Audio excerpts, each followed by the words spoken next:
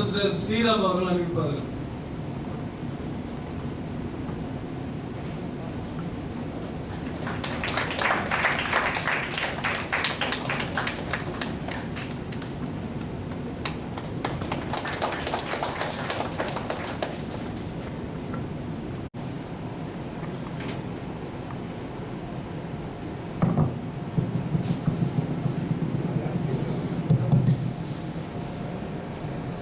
அனைவருக்கும் வணக்கம்.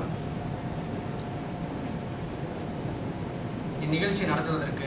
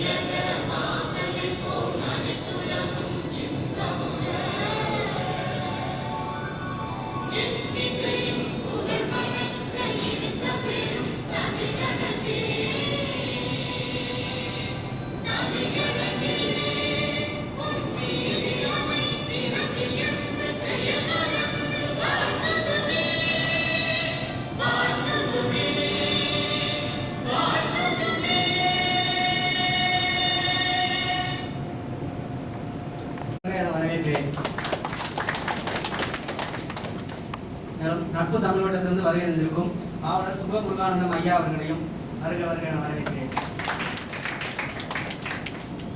இந்நிகழ்ச்சியை சிறப்பானதொரு முறையில் ஏற்பாடு செய்து கொடுத்த ஆசிரியை மேடம் அவர்களையும் வருக வருக என வரவேற்கிறேன். இப்போ நாங்கள் வந்திருக்க நோக்கம் எல்லாத்துக்கும் தெரியும். நம்மை நாம் அறிவோம் அப்படிங்கிற ஒரு பேச்சரங்க நடத்த வந்திருக்கோம். எல்லாத்துக்கும் தெரிஞ்ச விஷயம் தானே.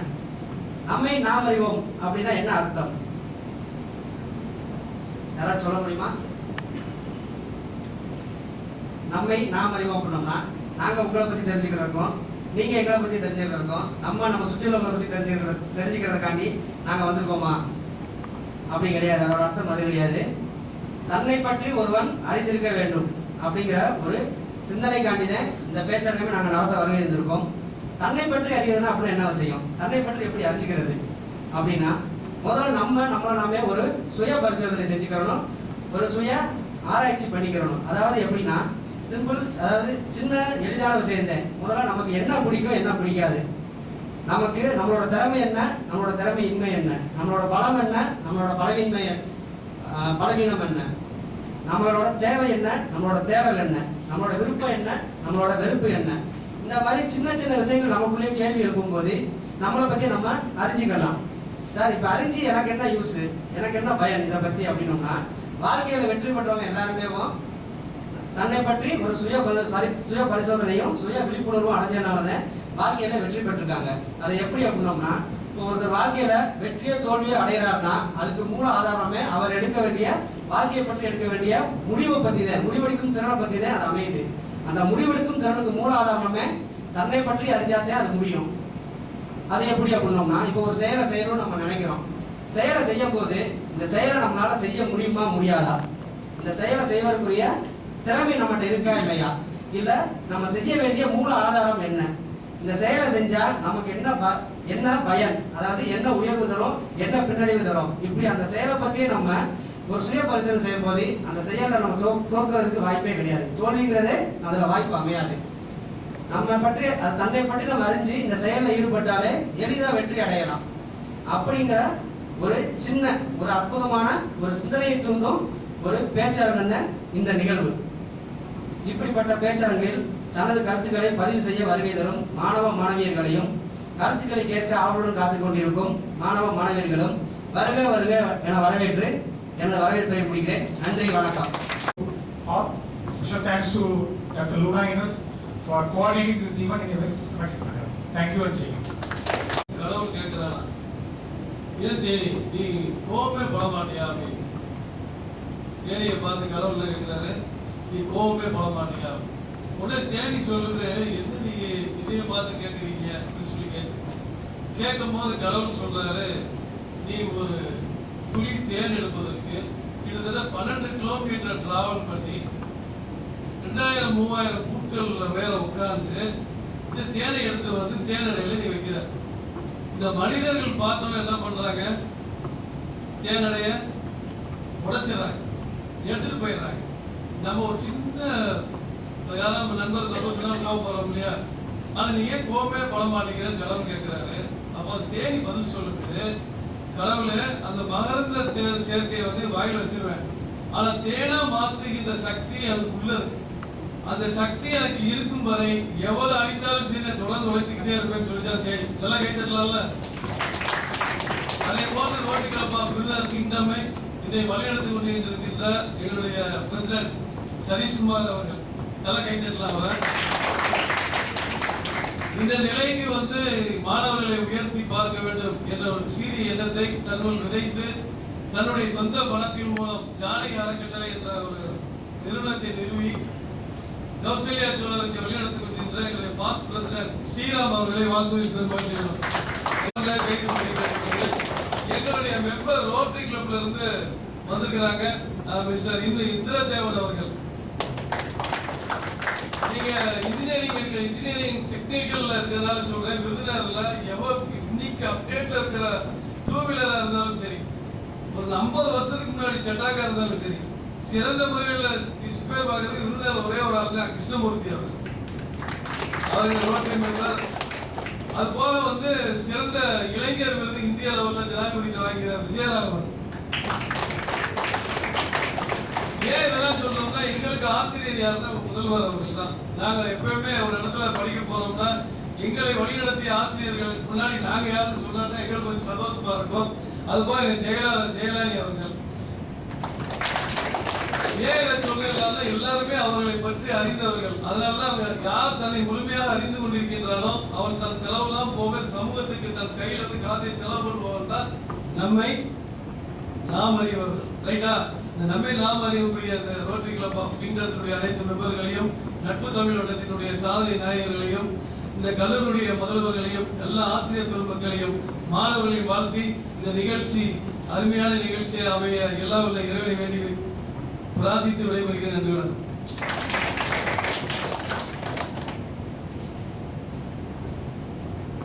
நீங்க பேசுறத நாங்க விட்டுருக்கோம். என்னைய பொறுத்தவரை அதான் நம்மை நாம் அறிவோம். 50 பேர் சேர்ந்து கலந்து ஒரு இடத்துல இருக்கும்போது பலதரப்பட்ட தகவல்கள் வரும், பலதரப்பட்ட சிந்தனைகள் வரும். இப்போ சென்ற ஆண்டுக்கு முந்தைய ஆண்டு இந்த நிகழ்வை வந்து சோதனை முயற்சியாக ஒரு 5-6 கல்லூரிகளில் ஒரு சோர்கோப்பை நிறுவாமல் பேச்சு போட்டி என்ற முறையில் நடத்தினோம். அப்புறம் நட்பு தலைவர், எங்களுடைய ஆலோசகர், எங்களுடைய அண்ணாள் தலைவர், மற்ற எங்கள் உறுப்பினர்கள்லாம் உட்கார்ந்து அமர்ந்து இதை எப்படி நீ சிறப்பாக செய்ய முடியும், இதை வந்து கல்லூரி தோறும் நிறைய விஷயம் இருக்கு. 5 காலேஜில் பேசும்போதே பார்த்தீங்கன்னா 25 ஸ்டூடெண்ட் பேசுகிறேன், அவ்வளோ விஷயம். அது போக நாங்கள் இது பேச்சரங்கம் இல்லாமல் சுழலும் சொல்லரங்கம்னு ஒரு 5 காலேஜில் நடத்தணும். அப்போ கிட்டத்தட்ட வந்து அப்போயே நாங்கள் ஒரு 60-70 ஸ்டூடெண்ட் அவங்களுக்கு தனிப்பட்ட முன்னாலே பேச்சாக கேட்டோம். ஒரே சிந்தனை உள்ள மாணவர்கள் இருந்தாலுமே அவங்க பேசும்போது பலதரப்பட்ட தகவல்கள் வருது, எங்களுக்கு தெரியாத தகவல் வருது. அந்த விஷயத்தை அவங்க எப்படி அணுகுறாங்கிறது வருது. ஒரே விஷயத்த இருவேறு மாணவர்கள் வேறு விதமாக அணுகுறாங்க. அப்போ நம்ம வந்து இதை வந்து நிறையா போனோம்னா நம்மளும் நிறையா கற்றுக்கலாம். நம்மளும் கற்றுக்க வேண்டிய விஷயம் நிறையா இருக்குது. அவங்களுக்கும் நம்ம நிறையா விழிப்புணர்வு கொடுக்க முடியும். அவங்களும் அந்த மேடை பேச்சுலையும் ஒரு சமூக சிந்தனை சார்ந்த விஷயத்திலையும் அவங்களுக்கு ஒரு தெளிவு கிடைக்கும். நம்மளால முடியும் அப்படி சிறப்பாக செய்யக்கூடிய ஒரு ஈடுபாட்டில் போன வருடம் வந்து ஒரு சோர்கோப்பை நிறுவி 10 கல்லூரியில் நான் பண்ணி ரொம்ப சிறப்பாக நடந்தது. இறுதிப் போட்டி வந்து விருதுநகர் ரோட்டரி கிளப்ல வச்சு நடக்கும். அதில் எங்களுடைய முக்கியமானது வந்து மெயினாக தலைமை பண்பு. இப்போ எங்கெல்லாம் வந்து மைக்கில் வந்து நான் பேசுறதே கிடையாது. ஒரு 3 வருஷத்துக்கு 4 வருஷத்துக்கு வரைக்கும் நட்பு தமிழோட இணைச்சி ரோட்டரியில் இணைச்சி அவங்க கொடுத்த இந்த ட்ரைனிங்கில் தான் நாங்கள் வந்து ஓரளவுக்கு பேசணும். இல்லைன்னா எல்லாம் வந்து மேலே நின்று பேசுறதுக்கு நம்ம சங்கடமாக இருக்கும். இப்போ இந்த போடியெல்லாம் அங்கே நின்று பேசணும்னு பேசிடுவோம். முதல் போடியத்தில் நிற்கும் போதே பயணிக்கு நிற்கணும், போடிக்கணும், ஒழிஞ்சிக்கணும், அந்த மாதிரி இருக்கும். இப்போ அந்த மாதிரி பண்புகள் இருக்கிறீங்க. நீங்கள் வந்து மேலே வந்து பேச ஆரம்பிச்சிட்டிங்கனாலே நீங்கள் நிறைய வந்து சிந்திக்க ஆரம்பிச்சிருவீங்க. இதான் உண்மை. இப்போ நீங்கள் யோசிச்சு பாருங்கள், தமிழ்நாட்டில் இந்தியா அளவில் போக வேண்டாம், தமிழ்நாட்டு அளவில் இருக்கிற மிகப்பெரிய அதிகாரிகள் ஆளுமைகள்லாம் பாருங்கள், வேலை பேச்சு பேசுகிறவங்க தான் மக்களுக்கு முன்னால் வந்து பேர் வாங்கிட்டாங்க. மற்றவங்க நூட்டின்னு பார்த்துட்டு போங்க, சம்பளம் வாங்கிட்டு போயிடுவாங்க. ஆனால் வேலை பேச்சு பேசுகிறவங்க எல்லாருமே மக்களுக்கான மாணவர்களுக்கான பேச்சாளர்களாகவும் ஒரு அறிவோட உந்து சக்தியாகவும் இருந்திருக்காங்க. ஒரு கண்டிப்பாக இருந்திருக்கும். ஜெயலலிதா அம்மாவோ, கலியமூர்த்தி, மாணவர்கள்லாம் பார்த்தீங்கன்னா மற்றவங்களாம் சம்பளம் எடுக்கிறவங்க அவங்க வந்து மாணவர்களுடையும் மற்ற ஆளுமைகளோடையும் இருந்திருக்காங்க. வேலை பேச்சுங்கிறது மிகப்பெரிய முக்கிய தலையாக கொண்டு வரும். அதன் மூலமாக உங்களுக்கு இப்போ நாங்கள் தலைப்பு ரெடி பண்ணி கொடுத்துருக்காங்க. தலைப்பு ரெடி பண்ணி கொடுத்துருக்காங்கன்னா ஐயா நம்மளோட தலைவர் அவங்க தயார் பண்ணி கொடுத்த தலைப்பு வந்து சாதாரண விஷயம் இல்லை. கிட்டத்தட்ட போன வருஷம்னா 70 தலைப்பு 50 தலைப்பு சொல்லிருக்காங்க. ஃபைனலுக்கு ஒரு 20 தலைப்பு 50 தலைப்பு. இந்த தலைப்புலாம் யோசிச்சு பார்த்து எங்கிருந்து எடுத்தாங்க அப்படின்னு பார்த்தா பூராமே இலக்கியங்கள் வந்து எடுத்திருக்காங்க. இந்த தேர்தலுக்குள்ளே நீங்கள் போனீங்கன்னா சும்மா கூகுளில் வந்து தலைப்பை போட்டு சும்மா பாயிண்ட் எடுத்து நீங்கள் பேசிட்டு போகிறது அர்த்தம் கிடையாது. இந்த தலைப்பை நீங்கள் வந்து லைப்ரரியில் போய் ஒவ்வொரு புத்தகமாக எடுத்து நீங்கள் தேட ஆரம்பிச்சிங்கன்னா நீங்கள் வந்து கிட்டத்தட்ட அதுக்குள்ளே புதைந்து போகிறது நிச்சயம். புதைந்து அதிலே இருப்பாக இருந்து வைரமாக முடியும் கண்டிப்பாக. அவ்வளோ விஷயம் இருக்குது. ஏன்னா எங்களை அப்படி தான் 4 வருஷமாக ட்ரெயின் பண்ணியிருக்காங்க. எனக்கெல்லாம் ஒன்றுமே தெரியாது. என்னை கவிதை எழுதி வச்சுருக்காங்க, 2 புத்தகம் எழுதி வச்சுருக்காங்க, கட்டுரை எழுதி வச்சுருக்காங்க, பேச வச்சுருக்காங்க. நீங்களாம் அந்த மாதிரி பெரிய லெவலில் வர முடியும். படிப்புங்கிறது நமக்கு தேவை, அறிவுங்கிறது தேவை. மேடை பேச்சுங்கிறது ஒரு மிகப்பெரிய சக்தி ஒரு மனிதனுக்கு. அது லீடர்ஷிப் குவாலிட்டியுடைய முக்கியமான ஒரு அங்கமே மேடை பேச்சு தான். மேடை பேச்சு பேசுகிறவங்க தான் பெரிய தலைவராக இருக்காங்க. அந்த மாதிரி நீங்கள் வரணும், நாங்கள் விரும்புகிறோம். அதுக்காக இந்த நிகழ்வு கட்டமைக்கப்பட்டது. நம்மளுடைய ஆலோசனையின் பேரில் ரோட்டின் திட்டம் சேசாணி அறக்கட்டளை இது ஒவ்வொரு கல்வியாக எழுதி சென்று பண்ணலாம். சென்ற ஆண்டு வந்து இறுதிப் போட்டியில் வென்ற மாணவர் நிதிஷ்குமார் வெப்போ இன்ஜினியரிங் கல்லூரி சோல்கோக்கு அவங்களுக்கு தான் கிடைச்சது. அவர் பேசிய தலைப்பு வந்து எல்லோருக்கும் எல்லாம் எல்லோருக்கும் எல்லாம். எங்களுடைய தலையாய சிந்தனையின் நோக்கம் அதான். எல்லோருக்கும் எல்லாம் கிடைக்கணும். ரோட்டரி யூனியத்தின் எண்ணமும் நட்புதோட்டத்தின் எண்ணமும் ஜெயஜானி அறக்கட்டளையோட எண்ணமும் அதுதான். இது 3 ஒரு கூட இணைந்ததுனால தான் இந்த நிகழ்வு சாத்தியமாயிட்டு. அதை வந்து எல்லா மாணவர்களுடைய ஒத்துழைப்போடும், எல்லா கல்லூரி பேராசிரியர்கள், முதல்வர்கள், செயலர்களுடைய ஒத்துழைப்போடும் வெகு சிறப்பாக இப்போது இந்த 22ஆம் ஆண்டு நாங்கள் வந்திருக்கோம். மாணவர்கள் வந்து இந்த மாதிரி ஒரு பேச்சு போட்டி, ஒரு எல்லாரையும் போய் நேரில் சந்திக்கிறது. நீங்கள் மேலே வந்து பேசுனீங்கன்னா உங்களுக்கு என்ன மனசில் தோணுதோ அதை தைரியமாக தப்போ ரைட்டோ ஒருத்தர் போய் நீங்கள் அதை ஆய்வு பண்ண முடியும். இப்போ பிரின்ஸ்பால்கிட்ட பேச முடியும், டீச்சர்ஸ்ட்டை பேச முடியும், பேரண்ட்ஸ்ட்டை பேச முடியும். நல்ல விஷயங்கள் நம்ம நல்ல விஷயங்களை பேசுறதுக்கு ஒரு போல்ட்னஸ் கிடைக்கும், தைரியம் கிடைக்கும். இப்போ சென்ற வாரம் வந்து நம்ம மெட்ராஸ் ஐஐடியில் வந்து பட்டமளிப்பு நடந்தது. எல்லாரும் தெரியும் நினைக்கிறேன். தெரியுமா? சென்ற வாரம் தெரியுமா? இன்ஜினியரிங் ஸ்டூடெண்ட்ஸ் தெரியாமல் இருக்கீங்க, பேப்பர்லாம் படிக்கிறீங்க இல்லையா? சென்ற வாரம் வெள்ளிக்கிழமை வந்து சென்னை ஐஐடியில் பட்டமளிப்பு நடைபெற்றது. அதில் வந்து நல்லா படித்தவங்களுக்கு நல்லா ஆக்டிவேட் பண்ணவங்க கோல்டு மெடல் கொடுத்தாங்க. அதில் கல்வி அல்லாத கேட்டகரி, சமூக சேவை சார்ந்த கேட்டகரியில் வந்து தங்க பரிசு வாங்கின தனஞ்செய பாலகிருஷ்ணன் என்ற மேலே வந்து 3 பேர் மொத்தம் அவரை பேச கொடுக்குறாங்க. தனக்கு கிடைத்த மேடையை தன்னுடைய சிந்தனையை எவ்வாறு வெளிப்படுத்தினார் என்பதை தெரிவிப்பதாக சொல்ல போகிறேன்.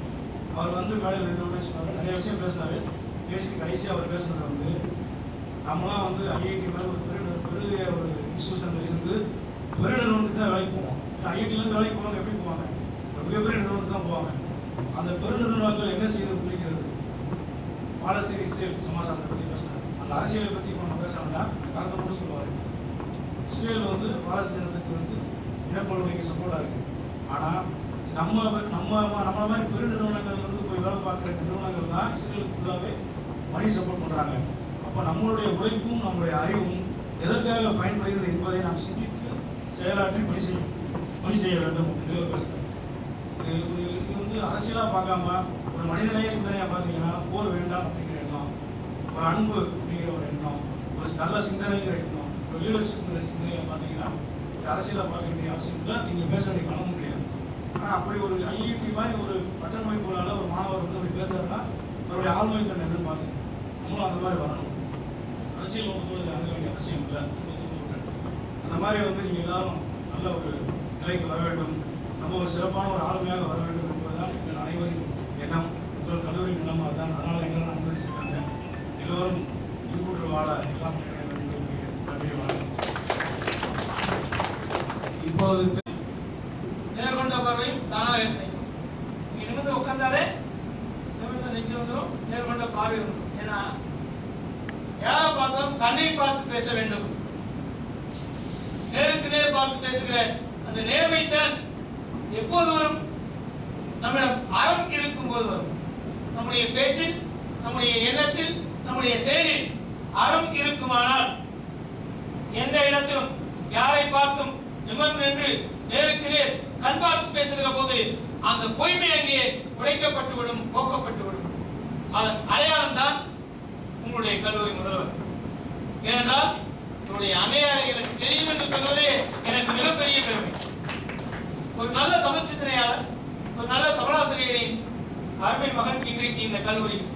ஏன்னா கல்வி வளர்ச்சி நாளை கொண்டாடிய மாதம், இந்த மாதத்தையே நாம் கொண்டாடலாம். அது இந்த மட்டும் கல்வி வளர்ச்சி நாள் அல்ல.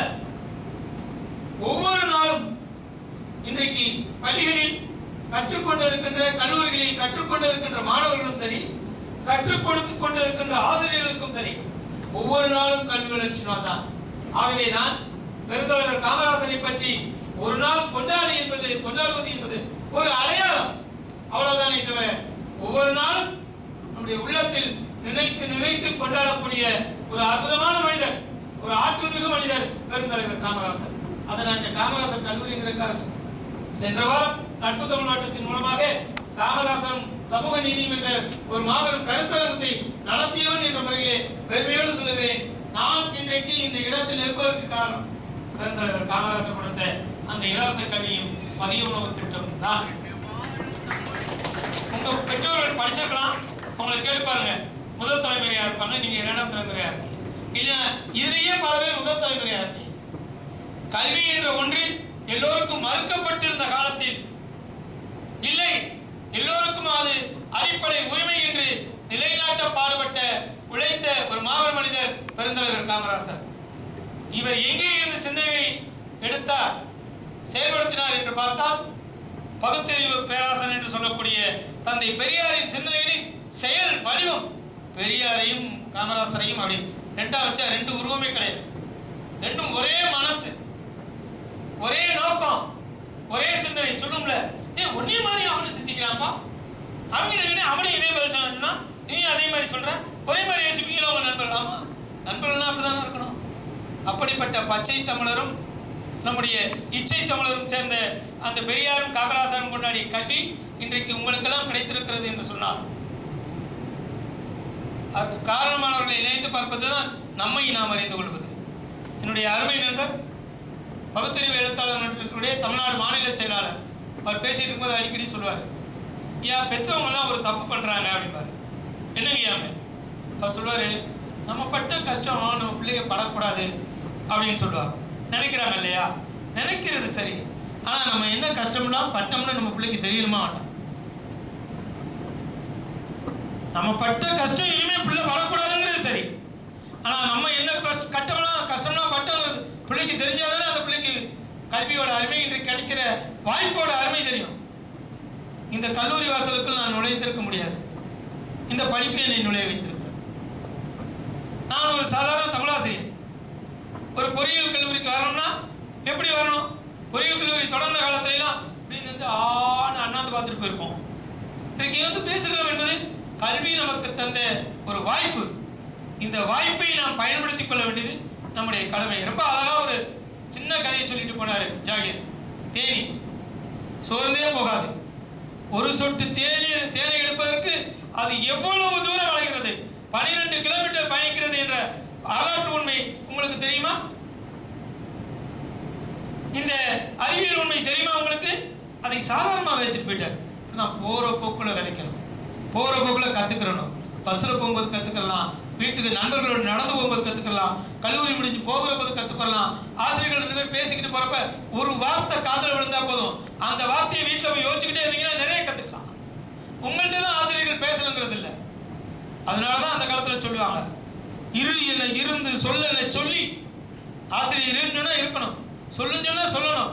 தப்பா இருந்தாலும் பரவாயில்ல, யாரு நம்ம ஆசிரியர் சொல்லி கொடுப்பாருங்கிற நம்பிக்கை இருக்கணும். அந்த நம்பிக்கையோடு தொடங்கப்பட்ட அமைப்பு தான் இன்றைக்கு இந்த நம்மை நாம் அறிவோம் திட்டம். ரொம்ப அழகா சொன்னாங்க, முதல்ல நீ யாருன்னு தெரிஞ்சுக்க, உன்கிட்ட உள்ள இருக்கு. அதை யார் கண்டுபிடிக்க முடியும்? ஆசிரியர்கள் தான் ஒன்று பள்ளிக்காலத்தில் கொண்டு வந்திருப்பாங்க. நீ அப்படி ஆகணும் இப்படி ஆகணும்னு ஆசைப்பட்டு போயினா அதை கூட ஒரு சின்ன செய்தி சொல்லுவாங்க. குழந்தை பஸ்ல போய்கிட்டு இருக்கு, அம்மா கூட போயிட்டு போது கண்டக்டர் எல்லாருக்கும் டிக்கெட் டிக்கெட் டிக்கெட் டிக்கெட் கேட்கிறாரு. என்ன டிக்கெட் எடுக்கலையா அப்படின்னு இந்த எடுத்து பயந்து கொடுக்கலாம். உடனே அந்த பிள்ளை பார்க்குது, ஓ கண்டக்டர் ரொம்ப பவர்ஃபுல் போல இருக்கு அப்படின்ட்டு, அம்மா நான் கண்டக்டர் ஆகணும்னு சொல்லி பஸ்ஸை விட்டு இறங்கி ஆஸ்பத்திரிக்கு போறாங்க. அவங்க போறது கண்டக்டர் கிட்ட. அவங்க உட்கார்ந்துருக்கிறப்ப என்ன பண்ணுது, உள்ள எல்லாரும் வசதி பாருங்க, டாக்டர் இப்போ வந்துடுவார், வந்துருவார் காக்க வச்சுட்டு டாக்டர் வந்தோன்னே எல்லாரும் எந்திரிச்சு நிற்கிறாங்க. அப்ப அந்த குழந்தை பார்க்குது, ஓ கண்டக்டரை விட டாக்டர் ரொம்ப பவர்ஃபுல் போல இருக்கு அப்படின்னு நினைக்குது. இப்படி பார்க்கிற ஒவ்வொன்றையும் மாறி மாறி மாறி யோசிக்கிற காலம். ஆனாலும் உங்களுக்குள்ள இருக்கிற திறமை என்னன்னு, ஒளிஞ்சிருக்கிற திறமையை தோண்டி வெளியே கொண்டு வருகிற ஆற்றல் உங்கள் ஆசிரியர் பெருமக்களுக்கு உண்டு. முதல்வரின் வழிகாட்டுதலோடு உங்களுடைய பேராசிரியர் பெருமக்கள் வழிகாட்டுவாங்க. ஐயா அவர்கள் நாங்க வந்து அறையில் தங்கின உடனே ஒரு செய்தியை சொன்னாங்க. நான் சொன்னேன், ஐயா இது போட்டிக்காக நடத்துற நிகழ்ச்சி, நம்ம கல்லூரியில நான் நினைக்கிறேன் என்னுடைய ஆசை அப்படின்னு சொன்னேன். என்ன சொல்லுங்க, இங்க யாருக்கெல்லாம் பேச வேண்டும் அல்லது தமிழில் எழுத வேண்டும், ஒரு கதாசிரியனாக மாறணும் அல்லது கற்றையாளனாக மாறணும், ஒரு பேச்சாளராக மாறணும் அல்லது சிந்தனையாளராக மாற வேண்டும் அப்படின்னு நினைப்பு இருக்கும், அவங்களுக்கெல்லாம் கூப்பிட்டு ஒரு அரை நாள் வகுப்பு நாங்கள் 2 பேர் வந்து ஒரு வகுப்பு எடுத்து மாணவர்கள்கிட்ட கேள்வி கேட்டு நாங்கள் அவங்களுக்கு பதில் சொல்லணும்னு ஆசைப்படுறேன். அப்போ உடனே சொன்னார், ஐயா நாங்கள் ஒவ்வொரு சனிக்கிழமையும் மாணவர்கள் விருப்பப்படி என்ன NCC NSS இப்படி பிரித்து வச்சுருக்கோம், அதில் தமிழ் மன்றம் இருக்குது, அந்த மாணவர்களுக்கு நீங்கள் வாங்க ஐயான்னு சொன்னார். அந்த மாணவர்களுக்கு பயிற்சி கொடுப்பதற்கான ஒரு களத்தை எங்களுக்கு கேட்ட உடனே கொடுக்குற மனசு யாருக்கு இருக்கும்? தாய்க்கு தான் இருக்கும். அப்பா கூட பொருளா பார்ப்போம், நீ கேட்டதெல்லாம் வாங்கி கொடுத்துட முடியுமா பாரு, ஆனால் அம்மா புள்ள கேட்டுச்சுங்க உடனே செஞ்சுட்டுங்கம்பாங்க. அந்த தாய் மனது உங்களுடைய முதல்வருக்கு இருக்கிறது, அதை வழிநடத்துகிற செயல்படுத்துகிற பொறுப்பு உங்கள் பேராசிரியர் பெருமக்கள் இருக்கிறது, அதை பெறுகிற அனுபவிக்கிற வாய்ப்பு உங்களுக்கு இருக்கிறது. இங்க உலகம் பூரா சித்தினால் கிடைக்காத ஒரு மிகப்பெரிய பேரறிவு ஆளுமை எங்க கிடைக்கும்? கல்லூரியில கிடைக்கும். அதுவும் இது மாதிரி பொறியியல் கல்லூரியில கிடைக்கும். அதுவும் கல்விக்காக உழைத்த ஒரு மகா மேதையினுடைய, அடிக்கடி சொல்லுவாங்க இந்த படிக்காத மேதைன்னு, அதான் நாங்களும் படிக்காத மேதைன்னு சொல்லுங்க, சொல்லாதீங்க. படித்த மேதைகளை உருவாக்கிய மாமேதைன்னு சொல்லுங்க. படிக்காத மேதைகளை எது சொல்றீங்க? அது என்ன நெகட்டிவான தாட் வேண்டாம். இன்றைக்கு படித்த மேதைகளாக இருக்கிற பல பேரையும் உருவாக்கிய மாமேதை அவர். அப்படி சொல்லுங்க. நீங்களும் நாளை உங்களால் இன்னும் பலரை உருவாக்குகிற வல்லமை பெற வேண்டுமானால் உங்களை நீ அறிய வேண்டும், உன்னையே நீ அறிவாய். சாக்ரட்டிஸ் சொன்ன வாசகம் அதைத்தான் நாமெல்லாம் ஒண்ணு தனிச்சு போகாதீங்க, கூட்டா இணைஞ்சு செயல்படுவோம். அதுதான் சமூகம். ஏனென்றால் மனிதனே ஒரு கூடி வாழும் சமூக உயிரி தான், சோசியல் அனிமல் தான் மனிதன். அதனாலே கூடி வாழும் என்று சொல்லி இந்த தலைப்பை கொடுத்திருக்கிற, இந்த நிகழ்வை நிகழ்த்தி கொண்டிருக்கின்ற பெருநர் ரோட்டரி கிங்டம் அனைத்து சகோதர பெருமக்களுக்கும், ஜெயஜானகி அறக்கட்டளை சார்ந்த தம்பி ஸ்ரீராமின் குடும்பத்தார் அனைவருக்கும், நட்பு தமிழகத்தை சார்ந்த எங்கள் அனைத்து தோழர்களுக்கும் வாழ்த்துக்களை சொல்லி, உங்கள் அனைவருக்கும் வணக்கத்தையும் சொல்லி நிகழ்ச்சியை தொடங்குவோம். உங்களுக்கான பேச இருக்கிற நேரம் 7 நிமிடங்கள் கொடுக்கப்படும். 5 நிமிடத்தில் ஒரு ஓசை எழுப்பப்படும். மணி சொல்லப்படாது, மணி கொண்டு வரல, அதனால ஓசை எழுப்பப்படும். அதை கேட்டுட்டு ஏதோ ஒரு கூப்பிடாமலும் நினைச்சிடாதீங்க. இன்னும் 2 நிமிடங்கள் இருக்கிறது என்று பேசுங்க, தைரியமா பேசுங்க, நீங்க நினைச்சதை பேசுங்க. மனப்பாடம் பண்ணி இருந்தாலும் கூட கொஞ்சம் மறந்து போச்சு நினைச்சு தயக்காதீங்க, நீங்க போய்கிட்டே இருங்க. நாங்க கேட்கறது உங்களுடைய சிந்தனை எப்படி இருக்கிறது என்று பார்ப்பதற்கு தான். ஏனென்றால் படித்தோம், பட்டம் வாங்கினோம், வேலைக்கு போனோம், சம்பாதிச்சோம், வீட்டில் போனோம், சாப்பிட்டோம், கல்யாணம் பண்ணோம், குழந்தை குட்டிகளை பார்த்தோம், அப்படியே போயிடுது. ஆடு மாடுகளுக்கும் நமக்குமான அடையாளம் அல்ல, அது வேறு அடையாளம், இது வேறு அடையாளம். மனிதன் எப்போதும் மாண்புடையவனாக இருக்க வேண்டும், மனித நேயம் இருக்கவனாக இருக்க வேண்டும். மனித நேயம் மட்டும் பத்தாது, உயிர் நேயமும் உள்ளவனாக இருக்க வேண்டும். அனைத்து உயிர்களையும் நேசிக்கிற தன்மை எப்போது கிடைக்கும் என்றால், உன் உயிரை, உன் வாழ்க்கையை நீ நேசிக்கிற போது அடுத்தவன் உயிரையும் அடுத்தவன் வாழ்க்கையையும் நீ நேசிக்க ஆரம்பிப்பாய். அப்போது உன்னால் பல பேர் வெளிச்சம் பெறுவார்கள். நீ மட்டும் வெளிச்சம் பெற்றால் போதாது, விளக்கு வெளிச்சம் தரும், அதுக்கு அடியில இருட்டா இருக்கும். ஆனால் உங்களுடைய அறிவு அப்படி இல்லை, நீங்களும் வெளிச்சப்படுவீர்கள், உங்களால் இன்னும் ஏராளமான வெளிச்சப்படுவார்கள். ஆகவே தைரியமாக வாங்க தம்பி, வாங்க தங்கச்சி, நீங்க தான் எங்களுடைய பேரன் பேத்தி தான், அப்படிதான் சொல்லணும். ஏன்னா எனக்கு உங்க வயசுல பேரனும் பேத்திகள் இருக்கிறாங்க, அந்த உரிமையில சொல்றேன். நீங்க தான் பேர பிள்ளைகள் வந்து பேசுவதே எங்களுக்கு பெரிய மகிழ்ச்சி. நீங்கள் என்ன பேசினாலும் எங்களுக்கு மகிழ்ச்சி. கொண்டாட தயாராக இருக்கிறது எங்களுடைய மனசு. யாரும் பயம் என்பதே வேண்டாம், ஏன்னா பயப்படக்கூடாதுங்கிறதுக்காக தான் இந்த அமைப்பு, இந்த நிகழ்ச்சி நோக்கம். வருக என்று உங்களை எல்லாம் மீண்டும் வாழ்த்தி, உங்கள் பேச்சு உங்களையும் உயர்த்தட்டும், இந்த கேட்டுக்கொண்டிருக்கின்ற மாணவர்கள் மத்தியிலும் இன்னும் சில வீரிய விதைகளை விதைக்கட்டும் என்று சொல்லி பேசுறவங்க கொஞ்சம் முன்னால் வந்துடுறீங்களா? ஏறிய சுளையும் முற்றன் களையிட ஏறிய சாரும் பனிமலர் ஏறிய தேனும் காய்ச்சும் பாகிட ஏறிய சுவையும்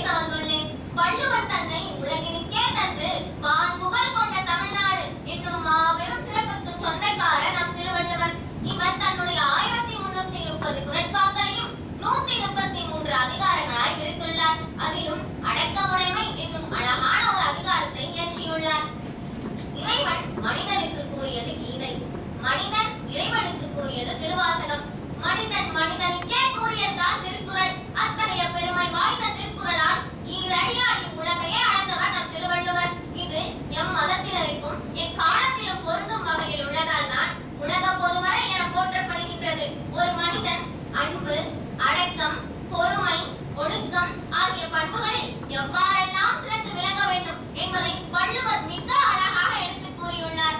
யாகாவராயினும் நாகாக்க காவாக்கால் சோகாப்பர் சொல்லியிருக்கப்பட்டு என்பது நம் ஆன்றோர் வாக்கு. இது ஆன்றோர் வாக்காக இருந்தாலும் நம் ஆளுமையை வெளிப்படுத்தும் ஒரு மிகச் சிறந்த பண்பாக விளங்குகின்றது. ஒருவருக்கொருவர் பணத்தையோ பொருளையோ பரிமாறிக்கொள்வது மட்டும் பண்பு அல்ல. அவருக்கு தேவைப்பட்ட நேரத்தில் அன்பான ஆறுதலான வார்த்தைகளை கூறுவதும் ஒரு சிறந்த பண்புதான்.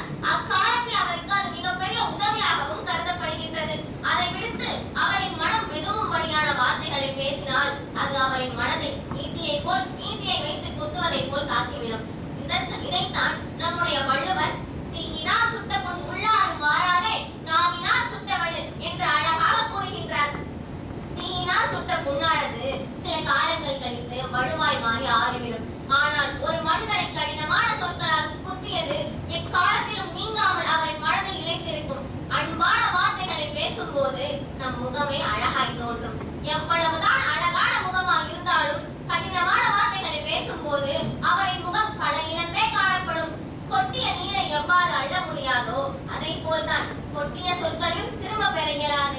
எனவே மற்றவர்கள் மனம் புண்படியான வார்த்தைகளை பேசுவதை தவிர்த்துவிட்டு இனிமையான வார்த்தைகளை பேசுவோம் என்பதைத்தான் நம் வள்ளுவர் இனிய உணவாக இன்னாத கூறல் கனியிருப்ப காய் கவர்ந்தன்று என்று எடுத்து கூறியுள்ளார். இன்று நாம் மற்றவர்களை மனம் வெதும்படியான வார்த்தைகளை பேசினால் பின்னர் அது நம்மையே வந்தடையும் என்பதைத்தான் நம் முன்னோர்கள் பிறர்க்கின்னா முற்பகல் செய்யின் தமக்கின்னா தாமே வரும் என்று கூறியுள்ளனர். முற்பகல் செய்யின் பிற்பகல் விளையும் என்றும் தன் வினை தன்னை சுடும் என்றும் கூறியுள்ளனர். ஒரு திரைப்பட பாடலில் கூட வினை விதைத்தவன் வினை அறுப்பான், திணை விதைத்தவன் திணை அறுப்பான். நன்மை ஒன்று செய்தீர்கள் நன்மை விளைந்தது, தீமை ஒன்று செய்தீர்கள் தீமை விளைந்தது. தீமை செய்வதை விட்டுவிட்டு நன்மை செய்ய தொடங்குங்கள் என்று அத்திரைப்பட பாடல் அமைந்துள்ளது. மேலும் அவையடக்கம் எவ்வளவு சிறந்ததோ அதே போல்தான் நாவடக்கமும் மிகவும் முக்கியமான பண்பாகவே கருதப்படுகின்றது. என்னதான் ஒரு செல்வந்தர் தன்னிடம் அனைத்து செல்வமும் இருந்தும் 16 பெற்று பெருவாழ்வு வாழ்ந்தாலும் அவரிடம் நாவடக்கம் இல்லையெனில் அவர் நடுத்தெருவில் வாழ்பவனுக்கே சமமாக கருதப்படுகின்றார். மேலும் தன்னடக்கம் நாவடக்கம் இல்லாத மன்னர்கள் எல்லாம் எத்தனையோ மன்னர்கள் எல்லாம் தங்களுடைய ராஜ்யத்தையே இழந்த கதையும் உண்டு. நாடாண்ட மன்னர்களுக்கே அந்த நிலைமை என்றால் சாதாரண மனிதர்கள் நமக்கெல்லாம் எம்மாத்திரம். எனவே மற்றவர்கள் மனம் புண்படியான வார்த்தைகளை பேசாமல் நாவடக்கத்துடன் நாம் வாழ வேண்டும். இன்றைய காலகட்டத்தில் அண்டை வீட்டாளில் இருப்பவர் யாரென்றே தெரியாத நிலைமை நிலவுகின்றது. மேலும் ஒரே வீட்டுக்குள் இருந்து கொண்டு அலைபேசியை வைத்துக் கொண்டு ஒருவரின் மற்றொருவர் முகம் கூட தெரியாத நிலையும் நிலவுகின்றது. அப்படிப்பட்ட நிலையிலும் மற்றவர் முகத்தை பார்க்க நேரிட்டால் நான் பெரிதா நீ பெரிதா என்று சண்டை வருகின்றது. இத்தகைய காலத்தில் தேவையில்லாத வார்த்தைகளை கொட்டிவிடாமல் நான் காப்பது மிகவும் சிறந்தது. மற்றவர் மனம் புண்படியான வார்த்தைகளை பேசாமல் அவரை பற்றி பேசாமல் இருப்பதே மேலாக கருதப்படுகின்றது. எனவே வள்ளுவரின் முத்தான குரலாகிய யாகாவராயினும் நாகாக்க காவாக்கால் சோகாப்பர் சொல்லிலிக்கப்பட்டு என்ற குரலை பின்பற்றுவோம், வாழ்வில் வளம் பெறுவோம் என்று கூறி வாய்ப்பளித்த அனைவருக்கும் நன்றி கூறி விடைபெறுகிறேன். நன்றி, வணக்கம். கடல் கொதித்து சூடி ஏற முதுமை மிகு நிலப்பரப்பில் முதல் பரப்பு தோன்றிவிட மணல் வருமுன் நதி வருமுன் நலம் வளர்த்தாய் தமிழனே உனக்கு என் முதல் வணக்கம். அவையர் அனைவருக்கும் என் மறு வணக்கத்தை கூறி வாய் மணக்க மணக்க என் தலைப்பில் இறங்கி பேச போகிறேன். வையத்துள் வாழ்வாங்கு வாழ்தல் என்பது என்ன? வையத்துள் வாழ்வாங்கு வாழ்பவன் வானுரையும் தெய்வத்தில் வைக்கப்படும் என்பது வள்ளுவன் வாக்கு. வையத்துள் என்றால் உலகத்துள் என்பது பொருள். வாழ்வாங்கு என்பது ஒரு மனிதன் சிறப்பாக அறநெறிகளை எவ்வாறு கடைபிடித்து வாழ்கிறான் என்பதே அர்த்தமாகும். வானுரையும் என்பது வானத்தில் இருக்கும் அனைத்து உயிர்களையும் குறிப்பிடப்படுகிறது.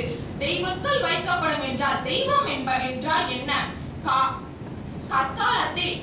கற்காலத்தில் அழிக்க நேரிட்ட அனைத்து ஆற்றலையும் நம் மனித ஆற்றலை கொண்டு பயன்படுத்தும் வகையில் ஆக்கப்பூர்வமாக உருவாக்கப்படும் ஆற்றலே தெய்வம் என்ற தன்மையை பெறுகிறது. இதற்கு எடுத்துக்காட்டாக சூரியனை எடுத்துக்கொள்ளும். சூரியனும் வானத்தில் உள்ளது. சூரியனை கண்டு கற்கால மனிதர்கள் மனிதர்கள் அஞ்சினர், ஏனால் அவர்கள் அதன் மகத்துவத்தை அறியவில்லை. ஆனால் சூரிய ஒளி ஆற்றலினாலே புல் முளைக்கிறது, இலை முளைக்கிறது, பூக்கள் பூக்கிறது, அதனையே ஆடும் மாடும் உண்டு வாழ்கின்றனர். முயல், மான் போன்றவற்றை சிங்கம் உண்டு வாழ்கிறது. இவை அனைத்தையும் பிணைக்கும் வகையிலே மனித வாழ்வு உள்ளது. ஆனால் அக்கால மனிதர்களோ இதனை அறியாமல் இருந்தார்கள். அறிவு வளர வளரவே அவர்கள் இதனை அறிந்தனர். இதற்கு மறு எடுத்துக்காட்டாக இடியை எடுத்துக்கொள்வோம். இடியை கண்டு மனிதர்கள் பயந்தனர். இடியை தவிர்ப்பதற்காகவே இடித்தாங்கியும் கண்டுபிடித்தனர். இது எதனால் நடந்தது? அறிவு வளர வளரவே நடந்தது, அவர்களின் அறியாமையை விட்டுவிட்டு. சூரியனின் மகத்துவத்தை அறிந்த பின்பே நாம் பொங்கல் திருநாளாக தை 1ஆம் நாள் கொண்டாடுகிறோம், அதற்கு வழிபட்டு. இவ்வாறாக நமக்கு இருக்கும் நம்மை அழிக்க நேரிட்ட ஆற்றல்களையுமே மனித ஆற்றலால் நாம் ஒரு ஆக்கப்பூர்வமாக உணர்வு பூர்வமான ஒரு ஆற்றலாக மாற்ற முடியும் என்பதற்கு இது ஒரு எடுத்துக்காட்டு. அடுத்து இதற்கு ஒரு இணக்கமான எடுத்துக்காட்டாக பாம்பை எடுத்துக்கொள்ளும். பாம்பை கண்டு இன்று வரை அனைவரும் அஞ்சுகிறோம். ஆனால் பாம்பின் நஞ்சை முறிப்பதற்கு பாம்பின் நஞ்சே ஒரு மருந்து என்று கண்டுபிடித்ததே மனிதனின் மூளை. அந்த மனிதனின் மூளையே தெய்வமாக ஒரு தன்மையை பெறுகிறது. இதனாலே ஒரு தெய்வத்தின் ஒரு அர்த்தம் என்பது நம் ஆற்றலையே குறிக்கிறது. இவ்வாறாக நாம் ஒவ்வொரு விஷயத்தையும் கண்டுபிடிக்கும் பொழுதே புரட்சி செய்தல் என்ற ஒன்று ஏற்படுகிறது. இவ்வாறாக மாற்றம் நடக்கும் பொழுது தெய்வம் என்ற தன்மையை அறிய முடிகிறது. அவ்வாறாக இருக்கும் அறிவையே தெய்வத்துள் வைக்கப்படுவார்கள் என்றும் கூறுகிறோம். இதன் தொடர்ச்சியாக ஒரு மனிதன் செய்யும் அறமே அவன் கடவுளிடம் பெறும் அருளாக கருதப்படுகிறது. இதற்கு சிவபுராண புகார் காண்டத்தில் தெய்வத்தின் வாழ்வான் என்றும் ஒருவன் அறத்தை கைகொள்வான் கண்ணே பெறுகிறான் மாற என்று கூறியுள்ளார் இளங்கோவடிகள்.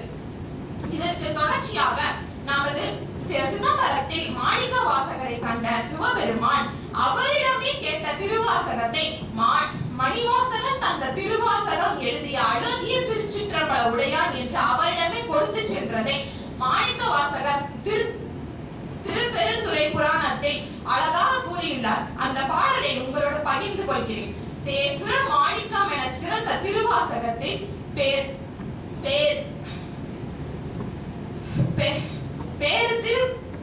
சிவபுராண தகவல் பெருமை சொல்லி மாசரவே வாழ்க வாழ்த்தின அருட்குறிப்பாம் என்று கூறியுள்ளார்.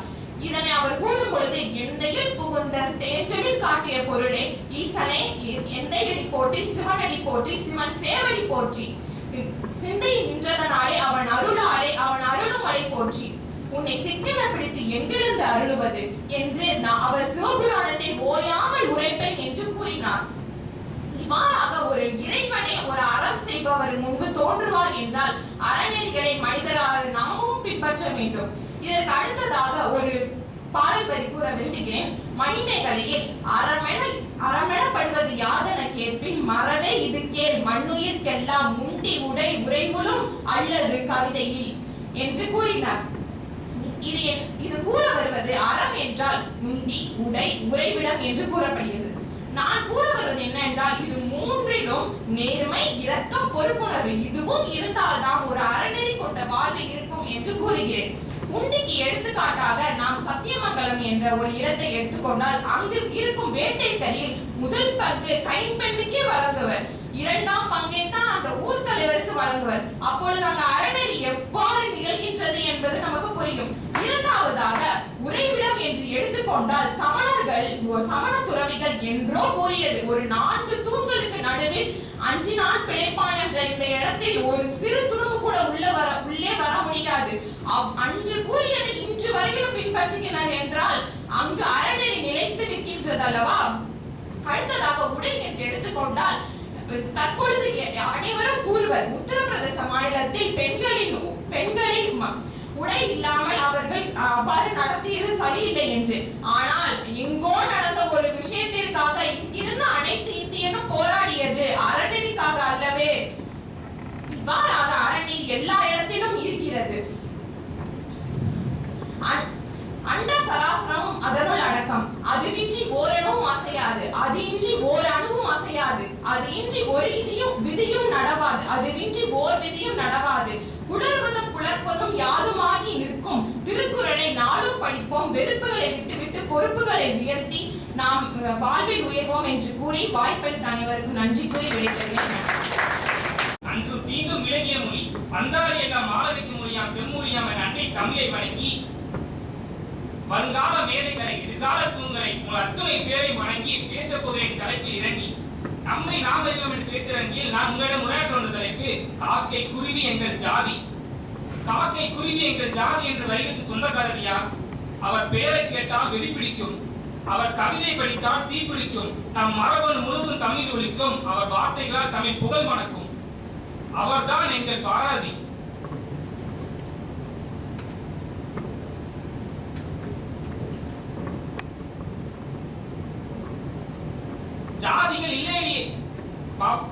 ஜாதிகள் இல்லை என்று கூறிய பாரதியார் ஏன் காக்கை குருவி எங்கள் ஜாதி என்கிறார்? பிறப்புக்கும் எல்லா உயிருக்கும் என்ற வள்ளுவரின் வாக்குப்படி உலகில் உள்ள அனைத்து உயிர்களும் பிறப்பினால் சமமே.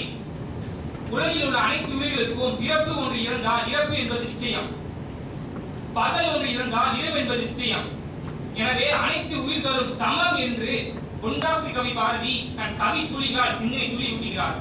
காக்கை குருவி எங்கள் ஜாதி, நீ கடலும் மலையும் எங்கள் கூட்டம், நோக்கு திசையெல்லாம் நாம் இன்று வேறு இல்லை, நோக்க நோக்க களியாட்டம் என்று பாரதியார் காக்கை குருவி உள்ளிட்ட அனைத்து உயிரினங்களும் கடல் மலை சார்ந்த இயற்கை வளங்களும் பார்க்கும் திசையில் உள்ள உயிருள்ள உயிரற்ற அனைத்து பொருட்களும் நாமே என்பதை அடைந்தால் துன்பத்தையும் கடந்த களியாட்டத்தை அடையலாம் என்கிறார். களியாட்டம் என்றால் என்ன? கொண்டாட்டம். இங்கு நாம் என்பது பன்மை சொல்லாக பிரிக்கப்பட்டாலும் அது உணர்த்துவது நீ நான் அது ஆகிய வேறையில் கடந்த உண்மையை. இதைதான் அத்வைதம் என்கிறார்கள். பரமாத்மா வேறு ஜீவாத்மா வேறு என்பது துவைதம். பரமாத்மா வேறு ஜீவாத்மா வேறு அல்ல, இரண்டுமே ஒன்று என்பது அத்வைதம் என்ற தத்துவத்தின் அடிப்படையிலே பாரதியார் அந்த கவிதை ஏற்றியுள்ளார். காக்கைகள் ஒற்றுமையாக வாழ்பவை. காக்கைகளுக்கு உணவு கிடைக்கும் போதெல்லாம் கரைந்து மற்ற காக்கைகளை அழைத்து ஒற்றுமையாக உண்ணும். இந்த பண்பு மனிதர்களாகிய அனைவருக்கும் இருக்க வேண்டும் என்று பாரதியார் கூறுகிறார். என் சிந்தையில் தோன்றியது என்று சொன்னான் பாரதி, காக்கை குருவி எங்கள் ஜாதி என்று. காக்கையோ குருவி கிட்டை கூட்டில் வாழ்கிறது, மனிதனோ இயற்கை என்ற கூட்டில் வாழ்கிறோம். காக்கை குருவிலேயே இருப்பது சகோதர உறவு என்றால் நமக்கும் இயற்கைக்கும் இருப்பது தாய் உறவு.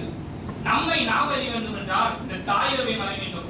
இந்த தாய் உறவை மறந்ததால் தான் மனிதன் மரத்தை அழித்தான், மண்ணை அள்ளினான், காரை அழித்தான். வாடிய பயிரை கண்டபோதெல்லாம் வாடினேன் என்றால் வல்லலார். ஏனென்றால் மயிலுக்கு உயிர் உண்டு, வயலுக்கு உயிர் உண்டு, அதில் உள்ள பயிருக்கு உயிர் உண்டு என்பதால் தான். இதைதான் பாரதி அழகாக சொன்னார், கடலும் மலையும் எங்கள் கூட்டம் என்று. செந்தமிழ் நாடு என்னும் போதினிலே என்பது தேன் வந்து பாயுது காதினிலே. எங்கள் தந்தைய நாடு என்ற பேச்சினிலே ஒரு சக்தி பிறக்குது மூச்சினிலே.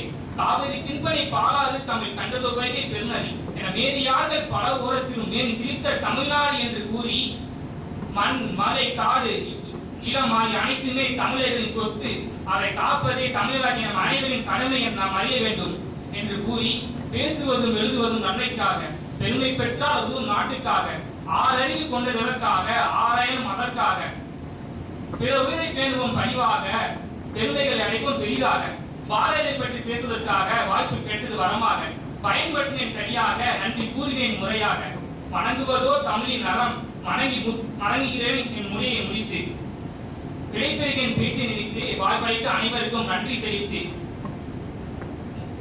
உலகம் உள்ள வரைக்கும் தமிழ் பாரதியின் புகழ் வணக்கம். நன்றி வணக்கம். என் பேச்சு கிடைக்க போது தங்கத்தட்டோ வெளியிட்டு என்பதை விட உங்கள் கைத்தட்டு கிடைக்கும் என்ற நம்பிக்கையுடன் விடைபெறுகிறேன். நன்றி வணக்கம்.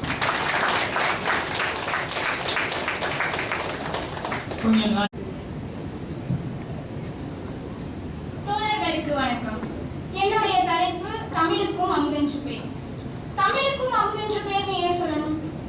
வேற எதுவும் சொல்ல முடியாதா? இல்ல தமிழுக்கு அமுதென்று பேரு நம்ம எதை வச்சு சொல்றோம், எதுக்காண்டி எதனால அதை அப்படி சொல்றோம்? நம்ம தமிழ் தமிழ் தமிழ்னு வேகமா சொல்லும் பொழுது அது அமிழ்துன்னு வெளிப்படும். அதே அமிழ் தமிழ் தமிழ்னு வேகமா சொல்லும் போது அது தமிழ்னு வெளிப்படும். அது மட்டும் இல்லாது வேறு சில காரணங்களும் உண்டு தமிழை அவ்வாறு சொல்வதற்கு. இத்தனை நாள் நானும் அப்படித்தான் நினைத்து கொண்டிருந்தேன். தமிழ் தமிழ்னு வேகமா சொல்றனால அதுக்கு தமிழுக்கும் அமுதென்று பேர் அப்படின்னு சொல்றாங்க. நான் பார்த்தவைகள், நான் கேட்டவைகள், நான் படித்தவைகளை உங்களோட பகிர்ந்து கொள்ள என் மூளைக்கு எட்டிய வரையில் நான் ஆசைப்படுகிறேன். எனக்கு சில விஷயங்கள் உண்டு இன்றைய இளைஞர்களிடத்தில் பேசுவதற்கு தமிழ் தொடர்பாக. எனக்கு ஒரு 7 நிமிடங்கள் கொடுத்திருக்கிறீர்கள். உங்களை மகிழ்விப்பதற்காக தமிழின் சிறப்பினை சொல்லவா இல்ல தமிழின் மேன்மையை சொல்லவா? அதுதான் என் பணி. அதை நான் மிக அழகாக செய்வேன். செய்யத்தான் போகிறேன். அதற்கு முன்னால் ஒன்று சொல்கிறேன். எல்லா தாய்மொழிகளும் எல்லா மொழிகளுமே இனிமையானதுதான். யாருடைய மொழிகளை வேண்டுமானாலும் எடுத்துக்கொள்ளுங்கள், எல்லாருடைய தாய்மொழிகளுமே இனிமையானதுதான். ரெசூல் கம்ஸ்டேவ் அப்படிங்கிற ரஷ்ய கவிஞன் எழுதுகிறான். என்ன எழுதுறான்னா, செத்துக் கொண்டிருந்தேன், விழித்துக் கொண்டேன் திடீரென. என்னுடைய தாய்மொழியில் யாரோ பேசினார்கள், விழித்துக் கொண்டேன் திடீரென அப்படின்னு எழுதுறான். அப்ப அவ்வளவு சிறப்பானது, அவ்வளவு இனிமையானது எல்லாருடைய தாய்மொழிகளுமே. எல்லா மொழிகளும் இனிமையானதுதான். எனக்கு ஒரு 3 மொழிகள் தெரியும். என் நாடு என் மீது திணித்த மொழி இந்தி கற்றுக்கொண்டிருக்கிறேன். என் பயணங்களில் நான் கட்டாயமாக பேசியே ஆக வேண்டும் என்கிற மொழி ஆங்கிலம். எனக்கு ஆங்கிலம் தெரியும். என் தாயின் மணிவயிரும் என் மண்ணும் என் நிலமும் எனக்கு வரமாக அள்ளி கொடுத்த மொழி தமிழ். யாவறிந்த மொழிகளிலே தமிழ் மொழி எங்கும் காணோம். எங்கேயுமே கிடையாதுங்க. தமிழ் மொழி எங்கேயுமே கிடையாது. நம்ம எல்லாம் ஏன் தெரியுமா உம்முன்னு இருக்கிறோம்? சப்ஜெக்ட் படிக்கிறோம் பாருங்க. சப்ஜெக்ட் படிக்கிறதுனால நம்ம எல்லாம் உம்முன்னு இருக்கோம். ஆனா நான் ரொம்ப கொடுத்து வச்சவ. சப்ஜெக்டே தமிழ் தான். எனக்கு எல்லாமே தமிழ் தான். சப்ஜெக்டே நான் தமிழா படிச்சவதான். தமிழ் மொழி வந்துட்டு ஒரு மொழி செம்மொழியா அறிவிக்கப்பட்ட தமிழ் மொழி வந்துட்டு செம்மொழியா அறிவிக்கப்பட்டது 2004ஆம் ஆண்டு மத்திய அரசால் அறிவிக்கப்பட்டது என்று உங்கள் அனைவருக்கும் தெரியும். ஒரு மொழி செம்மொழியாக அறிவிக்கப்பட வேண்டும் என்றால் குறைந்தது 1000 வருடங்களாவது பேசப்பட்டிருக்க வேண்டும். அந்த மொழியில் இலக்கண இலக்கியங்கள் இருக்க வேண்டும். தமிழ் மொழியை பொறுத்தவரையில் வேறு சில சிறப்புகளும் நிறைய உண்டு. அது தமிழனுடைய வரலாற்றினை பற்றி பேச வேண்டும் என்றால் அது மிக நீண்டது தொடர்களே. நான் ஒரு குறிப்பை தருகிறேன். இந்த எகிப்தியர் இருக்கிறார்கள் அல்லவா, அவர்கள் எதை வைத்து தங்களுடைய வரலாற்றை சொல்கிறார்கள்? பிரமிடுகள், பிணங்களை வைத்து அவர்கள் தன்னுடைய வரலாற்றை சொல்கிறார்கள். நம்மிடத்தில் பிணங்கள் எல்லாம் இல்லை, நாம் எரித்து விடுகிறோம். புதைத்தாலும் கூட அதன் மேல் இன்னொன்றை போட்டு நாம் மூடிவிடுகிறோம். அதனால் நம்மிடத்தில் அவர்களுடைய வரலாறு 5000 6000 ஆண்டுகள் என்று சொல்கிறார்கள். தமிழர்களாகிய நாம் எதை வைத்து வரலாறு சொல்கிறோம்? நம்மிடத்தில் பிணங்கள் எதுவும் கிடையாது. எந்த ராஜாவினுடைய வரலாற்று கட்டிடங்கள் எதுவும் நம்மிடத்தில் கிடையாது. அப்படி இருக்கும் வகையில் தமிழர்களாகிய நாம் எதை வைத்து வரலாறு சொல்லிக் கொண்டிருக்கிறோம்? தமிழர்களாகிய நாம் தன் உயிர் நாவியிலிருந்து எழுகின்ற உயிர் மூச்சு காற்றோடு வெளிப்படுகின்ற தாய்மொழியாகிய தமிழ் மொழியை வைத்துத்தான் வரலாறு சொல்லிக் கொண்டிருக்கிறோம். தமிழுக்கும் கலைக்கும் தொடர்பில்லை என்று சொல்வார்கள். தமிழ் என்பது வெறும் மொழி அல்ல. நம்முடைய உணவு, உடை, உறவு, நம்முடைய உணர்வினுடைய உச்சம், உயிர் எல்லாம் தமிழ்தான். எல்லாமே தமிழ்தான். இன்று இந்த நாட்டில் இன்று பேசப்படும் மொழிகள் 6000 மொழிகள் பேசப்படுகின்றன. 6000 மொழிகளில் 200 மொழிகளுக்கு மட்டும்தான் எழுத்து இருக்கிறது. ஆக பெரும்பான்மையான மொழிகளுக்கு எழுத்தில்லை என்றால் அந்த மொழியில் புத்தகம் ஏதும் இல்லை என்று அர்த்தம். அப்படி எழுத்து இருக்கிற மொழிகளிலுமே தனக்கென்ற சொந்த எழுத்துக்கள் அல்லாத மொழிகளும் உண்டு. பிற மொழி எழுத்துக்களை தன்னுடைய எழுத்துக்களாக பாவிக்கின்ற மொழிகளும் உள்ளன. ஆங்கிலத்தையே எடுத்துக்கொண்டாலும் கூட ஏறக்குறைய 20 to 30 விதமான எழுத்துக்கள் லத்தீனிலிருந்து எடுத்துக்கொள்ளப்பட்டவைதான். தனக்கென்ற சொந்த எழுத்துக்கள் அல்லாத வேறு பிற இலக்கியங்களை சாராத மொழிகளை கொண்டது 6 மொழிகள் மட்டும்தான். வெறும் 6 மொழிகள் தான் இருக்கிறது. சமஸ்கிருதம், சீனம், கிரேக்கம், லத்தீன், ஈப்ரு. தனக்கான இலக்கியம், இலக்கணம், எழுத்து அத்தனையும் கொண்ட 6வது மொழி தமிழ். தமிழ் மொழிதான்.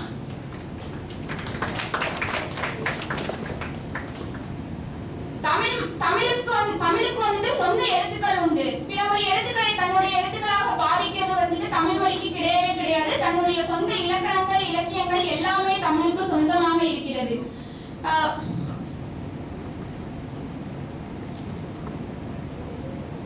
ஷேக்ஸ்பியரோட நாடகத்துல வந்துட்டு 2 கதாபாத்திரங்கள் வந்து உரையாடி கொண்டிருக்கும். என்ன அப்படின்னா, உரையாடும் போது அந்த கதாபாத்திரத்துல இருந்து ஒருத்தன் இருந்து சொல்வான், ஆங்கிலத்தில் சொல்வான், நீ சொல்லுவது எனக்கு புரியவில்லை அப்படின்னு சொல்வான். அவன் திரும்பவும் சொல்வான், நீ சொல்லுவது எனக்கு புரியவில்லை அப்படின்னு சொல்வான். அப்பொழுது அந்த கதாபாத்திரம் சொல்லும், நீ சொல்லுவது எனக்கு கிரேக்கமாக தெரிகிறது. அப்படி சொல்லுவதற்கு பயன்படுத்திய வார்த்தைகள் ஷேக்ஸ்பியரின் கவித்துவம். அந்த இடத்தில் அதுதான் ஷேக்ஸ்பியருடைய கவித்துவம். இன்று தமிழினுடைய வரலாற்றை பற்றி சொல்ல வேண்டும் என்றால் மிக நீண்டது. சில வருடங்களுக்கு முன்னால் 2000 ஆண்டுகள் என்று சொல்லிக் கொண்டிருந்தோம். ஆனால் இன்று கீழடியில் நடந்த ஆய்வுக்கு பிறகு 3500 ஆண்டுகள் பழமையானது தமிழ் மொழி என்று பேச வாய்ப்பளித்ததற்கும் என் கருத்துக்களை பகிர்வதற்கும் வாய்ப்பளித்தவர்களுக்கு நன்றி கூறி விடைபெறுகிறேன். நன்றி. தங்க மலர் படைத்த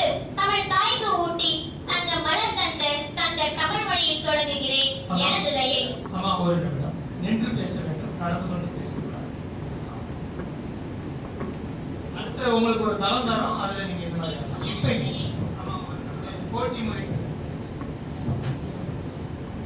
கொங்குமலை சாலையிலே குளிர் நிலவு தென்றலிலே தங்க மலர் பறித்து தமிழ் தாய்க்கு சூட்டி சங்க மலர் தந்த தங்க தமிழ் மொழியில் தொடங்குகிறேன் எனதுரையை.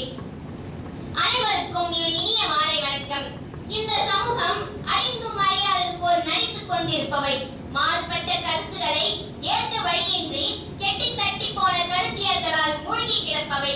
பேசா பொருளை பேச வந்தேன் என்று பாரதி சொல்வார். அப்படிப்பட்ட தலைப்பில் தான் நான் பேச வந்துள்ளேன். கொடுமையை எதிர்த்து நில். கொடுமை என்றால் என்ன? கொடுமை என்பது எது?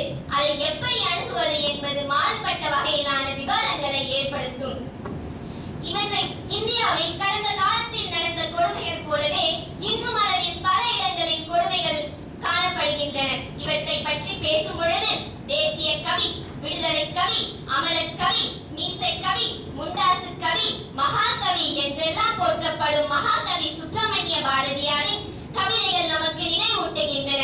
அச்சமில்லை அச்சமில்லை அச்சம் என்பதில்லையே, இச்சகத்தில் ஓரெல்லாம் எடுத்து நின்ற போதிலும் அச்சமில்லை அச்சமில்லை அச்சம் என்பதில்லையே, துச்சமாக எண்ணி உன்னை தூது செய்த போதிலும் அச்சமில்லை அச்சமில்லை அச்சம் என்பதில்லையே, பிச்சை வாங்கி உண்ணும் வாழ்வை பெற்றுவிட்ட போதிலும் அச்சமில்லை அச்சமில்லை அச்சம் என்பதில்லையே என்றும், பாதகம் செய்பவரை கண்டால் நீ பயம் கொள்ளலாகாது பாப்பா, மோதி பிடித்து விடு பாப்பா, அவர் முகத்தில் உமிழ்ந்து விடு பாப்பா என்றும் தனது எழுதுகோலின் பலத்தை வெளிப்படுத்தி அன்றே கொடுமையை எதிர்த்து நின்றார் மகாகவி சுப்பிரமணிய பாரதியார். நீதிக்கு மறுபெயராக வாழ்ந்த வீரபாண்டிய கட்டபொம்மன், நீதிக்கு மறுபெயராக வாழ்ந்த பாண்டிய நாட்டு மன்னன் தனது தவறான தீர்ப்பினால் கொடுமைக்கு ஆளாகப்பட்டான் கற்புக்கரசி கண்ணகி. சிலப்பதிகாரத்தில் கண்ணகி எப்படி எதிர்த்து நின்றால் தெரியுமா? சேரா மன்னா செப்புரைத்து என்று ஆரம்பித்து, தமிழகம் சிரிக்கிறது பாண்டியா, நீ தலை குனிந்து நிற்பதை பார்த்து, தமிழ்நாட்டு மறைநூல் திருக்குறள் கேலி பேசுகிறது பாண்டியா, உன் நீதி வழங்கிய செய்தி கேட்டு, யானை சேனை ஆயிரம் ஆயிரம் வந்தாலும் அண்ணாந்து தலை குனியாமல் படை நடத்தும் உனது வீரம் எங்கே? கம்பீரம் எங்கே? வெற்றி திருப்பாடி எங்கே? எங்கே? எங்கே? மாபாவம் செய்த உனக்கு மணிமகுடம் எதற்காக? அநீதி செய்த உனக்கு செங்கோல் எதற்காக? பிறந்த குலத்திற்கு இழிவு செய்த உனக்கு செங்கோற்ற கொடை எதற்காக? அழியட்டும், ஒழியட்டும், எல்லாம் அழியட்டும், என் நெஞ்சில் உண்ட நெருப்பே மதுரையை எரித்து விடு, அடியோடு எரித்து விடு, தீ பரவட்டும், அழியட்டும், ஒழியட்டும் என்று அன்றே தனது கொடுமையை எதிர்த்து நின்றார் கற்புக்கரசி கண்ணகி.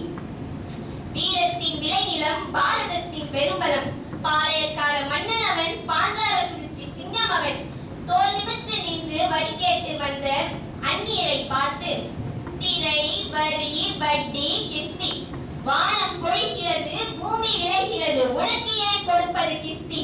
எங்களோடு வயலுக்கு வந்தாயா, ஏற்றம் இறைத்தாயா, நீர் பாய்ச்சி நெடுவயல் நிறைய கண்டாயா, நாற்று நட்டாயா, களை பறித்தாயா, கலனி வாழ் உழவருக்கு கஞ்சி கலையம் சுமந்தாயா, இங்கு கொஞ்சி விளையாடும் என் குல பெண்களுக்கு மஞ்சள் அரைத்து பணி புரிந்தாயா, அல்லது நீ மாமனா மச்சானா மானம் கேட்டவனே, எனக்கு கேட்கிறாய் திரை, யாரை கேட்கிறாய் வரி, போரடித்து நெற்குவிக்கும் மேலை நாட்டு மலர கூட்டம் பழங்கியரின் உடலையும் போரடித்து தலைகளை நெற்கதிர்களாய் குவித்துவிடும் ஜாக்கிரதை என்று அன்றே வீரபாண்டிய கட்டபொம்மன் கொடுமைகளை எதிர்த்து நின்றார். ஒரு குழந்தை, ஒரு ஆசிரியர், ஒரு புத்தகம், ஒரு பேனா உலகத்தை மாற்றும். நாம் அமைதியாக இருக்கும் பொழுதுதான் நமது குரலின் முக்கியத்துவத்தை உணர்கிறோம். இந்த உலகம் முழுவதும் அமைதியாக இருக்கும் பொழுது ஒரு குரல் கூட சக்தி வாய்ந்ததாக இருக்கலாம். நான் சுடப்பட்ட பெண்ணாக இருக்க விரும்பவில்லை, நான் எழுந்து நின்ற பெண்ணாக இருக்க விரும்புகிறேன் என்ற மலாலாவின் பேச்சானதை கேட்டால் நாம் கொடுமையை எதிர்த்து நிற்க வேண்டும் என்ற துணிச்சலை நமக்கு அளிக்கின்றது. இந்தியா தனது 78வது சுதந்திர தினத்தை நோக்கி பயணித்துக் கொண்டிருக்கிறது. இந்தியா ஒரு வல்லரசு நாடாக மாற வேண்டும் என்றால் சமூகத்தில் நடக்கும் அத்தனை பிரச்சனைகளையும் நாம் எதிர்த்து நின்றால் தான் முடியும். கொடுமையை கண்டு கண்டு பயம் எதற்கு, நீ கொண்டு வந்ததென்னடா கூறு எனக்கு, ஹே நெஞ்சமுண்டு நேர்மையுண்டு ஓடு ராஜா என்ற பாடலை நாம் நினைவில் வைத்துக் கொண்டு கொடுமையை எதிர்த்து நின்று வாழ்வில் முன்னேறுவோம் என்று சொல்லி கூறி விடைபெறுகிறேன். நன்றி.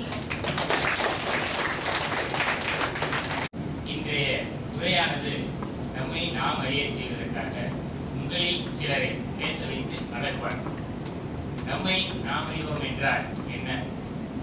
நம்மளாம் யாரு, நம்ம என்னவா ஆகணும், எப்படி இருக்கணும் என்று நாமே உணர்ந்து கொள்வதற்காக ஏற்பாடு செய்யப்பட்ட இந்த நிகழ்வு. இதை பற்றி சொல்லும்போது எனக்கு ஒரு சின்ன ஒரு கதை ஒன்று ஞாபகம். ஒரு வேடன் ஒருவன் வந்து காட்டில் வேட்டைக்கு போனான். அங்கே மான் வேட்டைக்கு போனவனுக்கு ஒரு கழுகுனுடைய முட்டை கிடைக்கும். அந்த முட்டையை பார்த்தவனே அவனுக்கு மனிதாபமானதுக்கு வேடங்காற்று பார்ப்பு அப்படின்ட்டு அந்த முட்டையை எடுத்து அந்த கழுகிட்ட கொண்டு போய் சேர்க்கணும்னு காடு பூரா சுற்றி திரியான். இருக்கிற வரைக்கும் இருக்கும் வரையில் அவனால் அந்த கழுகு கண்டுபிடிக்க முடியாது. வீட்டில் கொண்டு போய் அதை பத்திரமா வச்சு திரும்ப கழுகு வந்தால் சேர்த்து கொண்டு வச்சுருந்தான். அங்கே அவனுடைய கோழி வந்து அந்த முட்டையை பார்த்தவனே அதன் அருகிலேயே தானும் முட்டையிட்டு அடைகாத்து குஞ்சாக போய்க்கிறது. அந்த குஞ்சு பொறிச்சதுல இந்த கழுகு குஞ்சா போய்க்கும். ஆனால் அது வளர்ந்ததெல்லாம் அந்த கோழி குஞ்சுகளோட இப்படியே வளர்ந்துக்கிட்டே இருக்கு. ஒரு நாள் வளர்ந்து அந்த கோழி குஞ்சு கோழிகளை விட்டு வெளியேறின உடனே அந்த கழுகு குஞ்சுக்கு அப்படியே வானத்தில் பார்க்கும்போது மேலே கழுகுகள் பறந்து தெரியுது. அதை பார்த்தவொடனே இதுக்கு என்ன நினைப்பு வருதுன்னா, நாமும் இந்த கழுகாக இருந்திருந்தால் அந்த வானத்தை நோக்கி உயர பறந்து உல்லாசமாக சுதந்திரமாக தெரிந்திருக்கலாம். இங்கே ஒரு கூட்டுக்குள் அடைபட்டுக் கொள்ளும் போல இந்த கோழி குஞ்சுகளோட தெரிய வேண்டிய நிலைகள் இருக்கிறமே என்பது அதை மனம் வருத்திக்கிட்டே இருக்கான். இப்படி நினைச்சுக்கிட்டே இருக்கு. அதுக்கும் வயதாகிடுச்சு. அதனுடைய இறுதி காலமும் வந்துச்சு. ஆக இந்த கழுகு குஞ்சு என்னை கழுகாக நினைக்கவில்லை, கோழி குஞ்சாக நினைத்ததால் அது கோழி குஞ்சாகவே இருக்கிறது. நீங்கள் எல்லாம் அந்த கழுகை பார்த்து கழுகாக மாற வேண்டும் என்று உங்களை உணர்த்துவதற்காகவே இந்த நம்மை நாமே அறிவோம் பேச்சரங்கம் என்று எனக்கு அறிந்தவரை நான் புரிந்து கொண்டேன். இன்றைய நிகழ்விலே மிகவும் சிறப்பான உரையாற்றி சென்றிருக்கூடிய இந்த மாணவ செல்வங்களை வாழ்த்தி வரவேற்பதற்கு எனக்கு பின்னாலும் சில முக்கியஸ்தர்கள் இருக்கிறார்கள். நேரமின்மை காரணத்தினால் அனைவருக்கும் வாழ்த்துக்களை கூறுகிறேன். 5 பேர் தான் வாய்ப்பு கிடைத்தது என்று நீங்கள் அஞ்ச வேண்டாம். ஒரு பானை சோற்றுக்கு பதம் பார்ப்பதற்கு ஓரிரு சோற்றைத்தான் எடுத்து நசுக்கி பார்ப்பார்கள். விட்டதாய் இங்கே நீங்கள் 5 சோற்று பருக்கைகளை அனுப்பியிருக்கிறீர்கள். நசுக்கி பார்க்கும் நன்றாக வெந்திருக்கிறது. ஆக இந்த அனைத்து பருக்கைகளுமே நன்றாக வேறக்கூடிய பருக்கைகள் தான் நல்ல பருக்கைகள் தான் என்று நான் அறிந்து கொண்டு உங்கள் அனைவருக்கும் என் வாழ்த்துக்களை கூறியிருக்கிறேன். அடுத்து என்னுடைய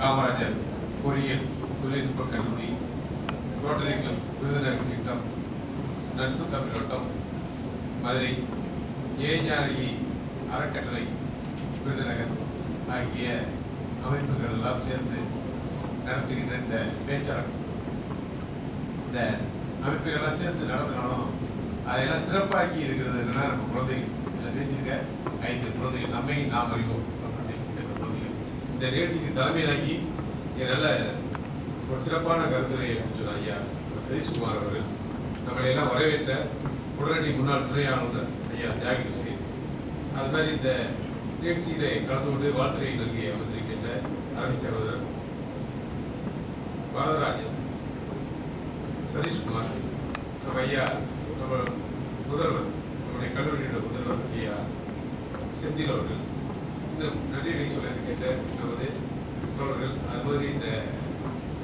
குழந்தைகள்லாம் விருதுகளை மற்ற இந்த சான்றிதழ்லாம் நல்கி இதற்கான எல்லா பொருட்களையும் எடுத்து சேர்க்கின்ற நமது அரவிந்த் சகோதரர் ஸ்ரீராம் அவர்கள், ஐயா ஜெயலானி அவர்கள், அனைத்து இங்கே வந்து அது போகவும் நம்ம ரோட்டரி கிளப் இங்கே வருகின்ற அனைத்து தோழர்களையும் இங்கே இதுக்காக இருந்து கேட்டுக்கொண்டிருந்த நமது மாணவர்கள் உங்களுக்கும் எனது நட்பு வணக்கம். இந்த பேச்சரங்கம் ஏன் நடத்துகிறோம், நம்மை நாம் அறிவோம் அப்படிங்கிறதுனா என்ன அப்படிங்கிறது இங்கே நம்ம ஐயா தியாகி ஹுசேன் அவர்கள் இருந்து ஆரம்பித்து நம்ம சதீஷ்குமார் அவர்கள் எல்லாருமே எடுத்து சொன்னாங்க. அது மாதிரி இன்னைக்கு பேச வந்தவங்களும் அந்த அந்த அந்த முதல்ல அந்த நம்மை நாம் அறிவோம் அப்படிங்கிற விஷயத்தில் என்ன இருக்குது அப்படிங்கிறத பல செய்திகள் எல்லாரும் எடுத்து சொன்னாங்க. நம்மை நாம் அறிஞ்சிக்கிட்டாதே வந்து நம்ம அடுத்தடுத்து செயல்பட முடியும், நம்ம ஒரு வெற்றியான ஒரு வாழ்க்கையை வாழ முடியும் என்பதை பற்றிலாம் எடுத்து சொன்னாங்க.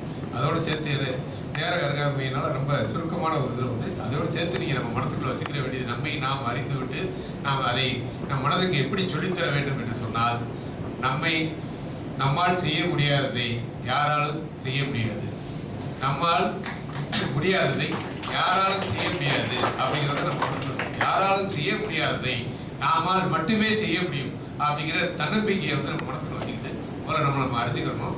அதுக்கடுத்து என்னன்னா நம்மளால முடியாத யாராலும் செய்ய முடியாது, யாராலும் செய்ய முடியாத நம்ம கட்டாயம் செஞ்சே தீர்வோம் அப்படிங்கிற தன்னம்பிக்கையோடு நீங்கள் எல்லாம் வாழ்க்கையை தொடங்க வேண்டும் என்று உங்களை வாழ்த்தி, இங்கே பேசிய குழந்தைகள் ரொம்ப அருமையாக பேசினாங்க. ஒவ்வொரு செய்தியும் வந்து அவங்க சொல்லியிருக்க செய்திகள் எல்லாமே அந்த எடுத்துக்கிற முறை, அந்த பேச்சை எடுத்துக்கிற முறை வந்து பார்த்தீங்கன்னா வந்தாங்க நம்ம நர்மதா வந்தாங்க, எடுத்தோன்னா அப்படி பாவேந்தர் பாடலோடு ஆரம்பிக்கிறாங்க, அடுத்து திருக்குறளை சொல்கிறாங்க, எல்லாமே நல்லா இருக்கு.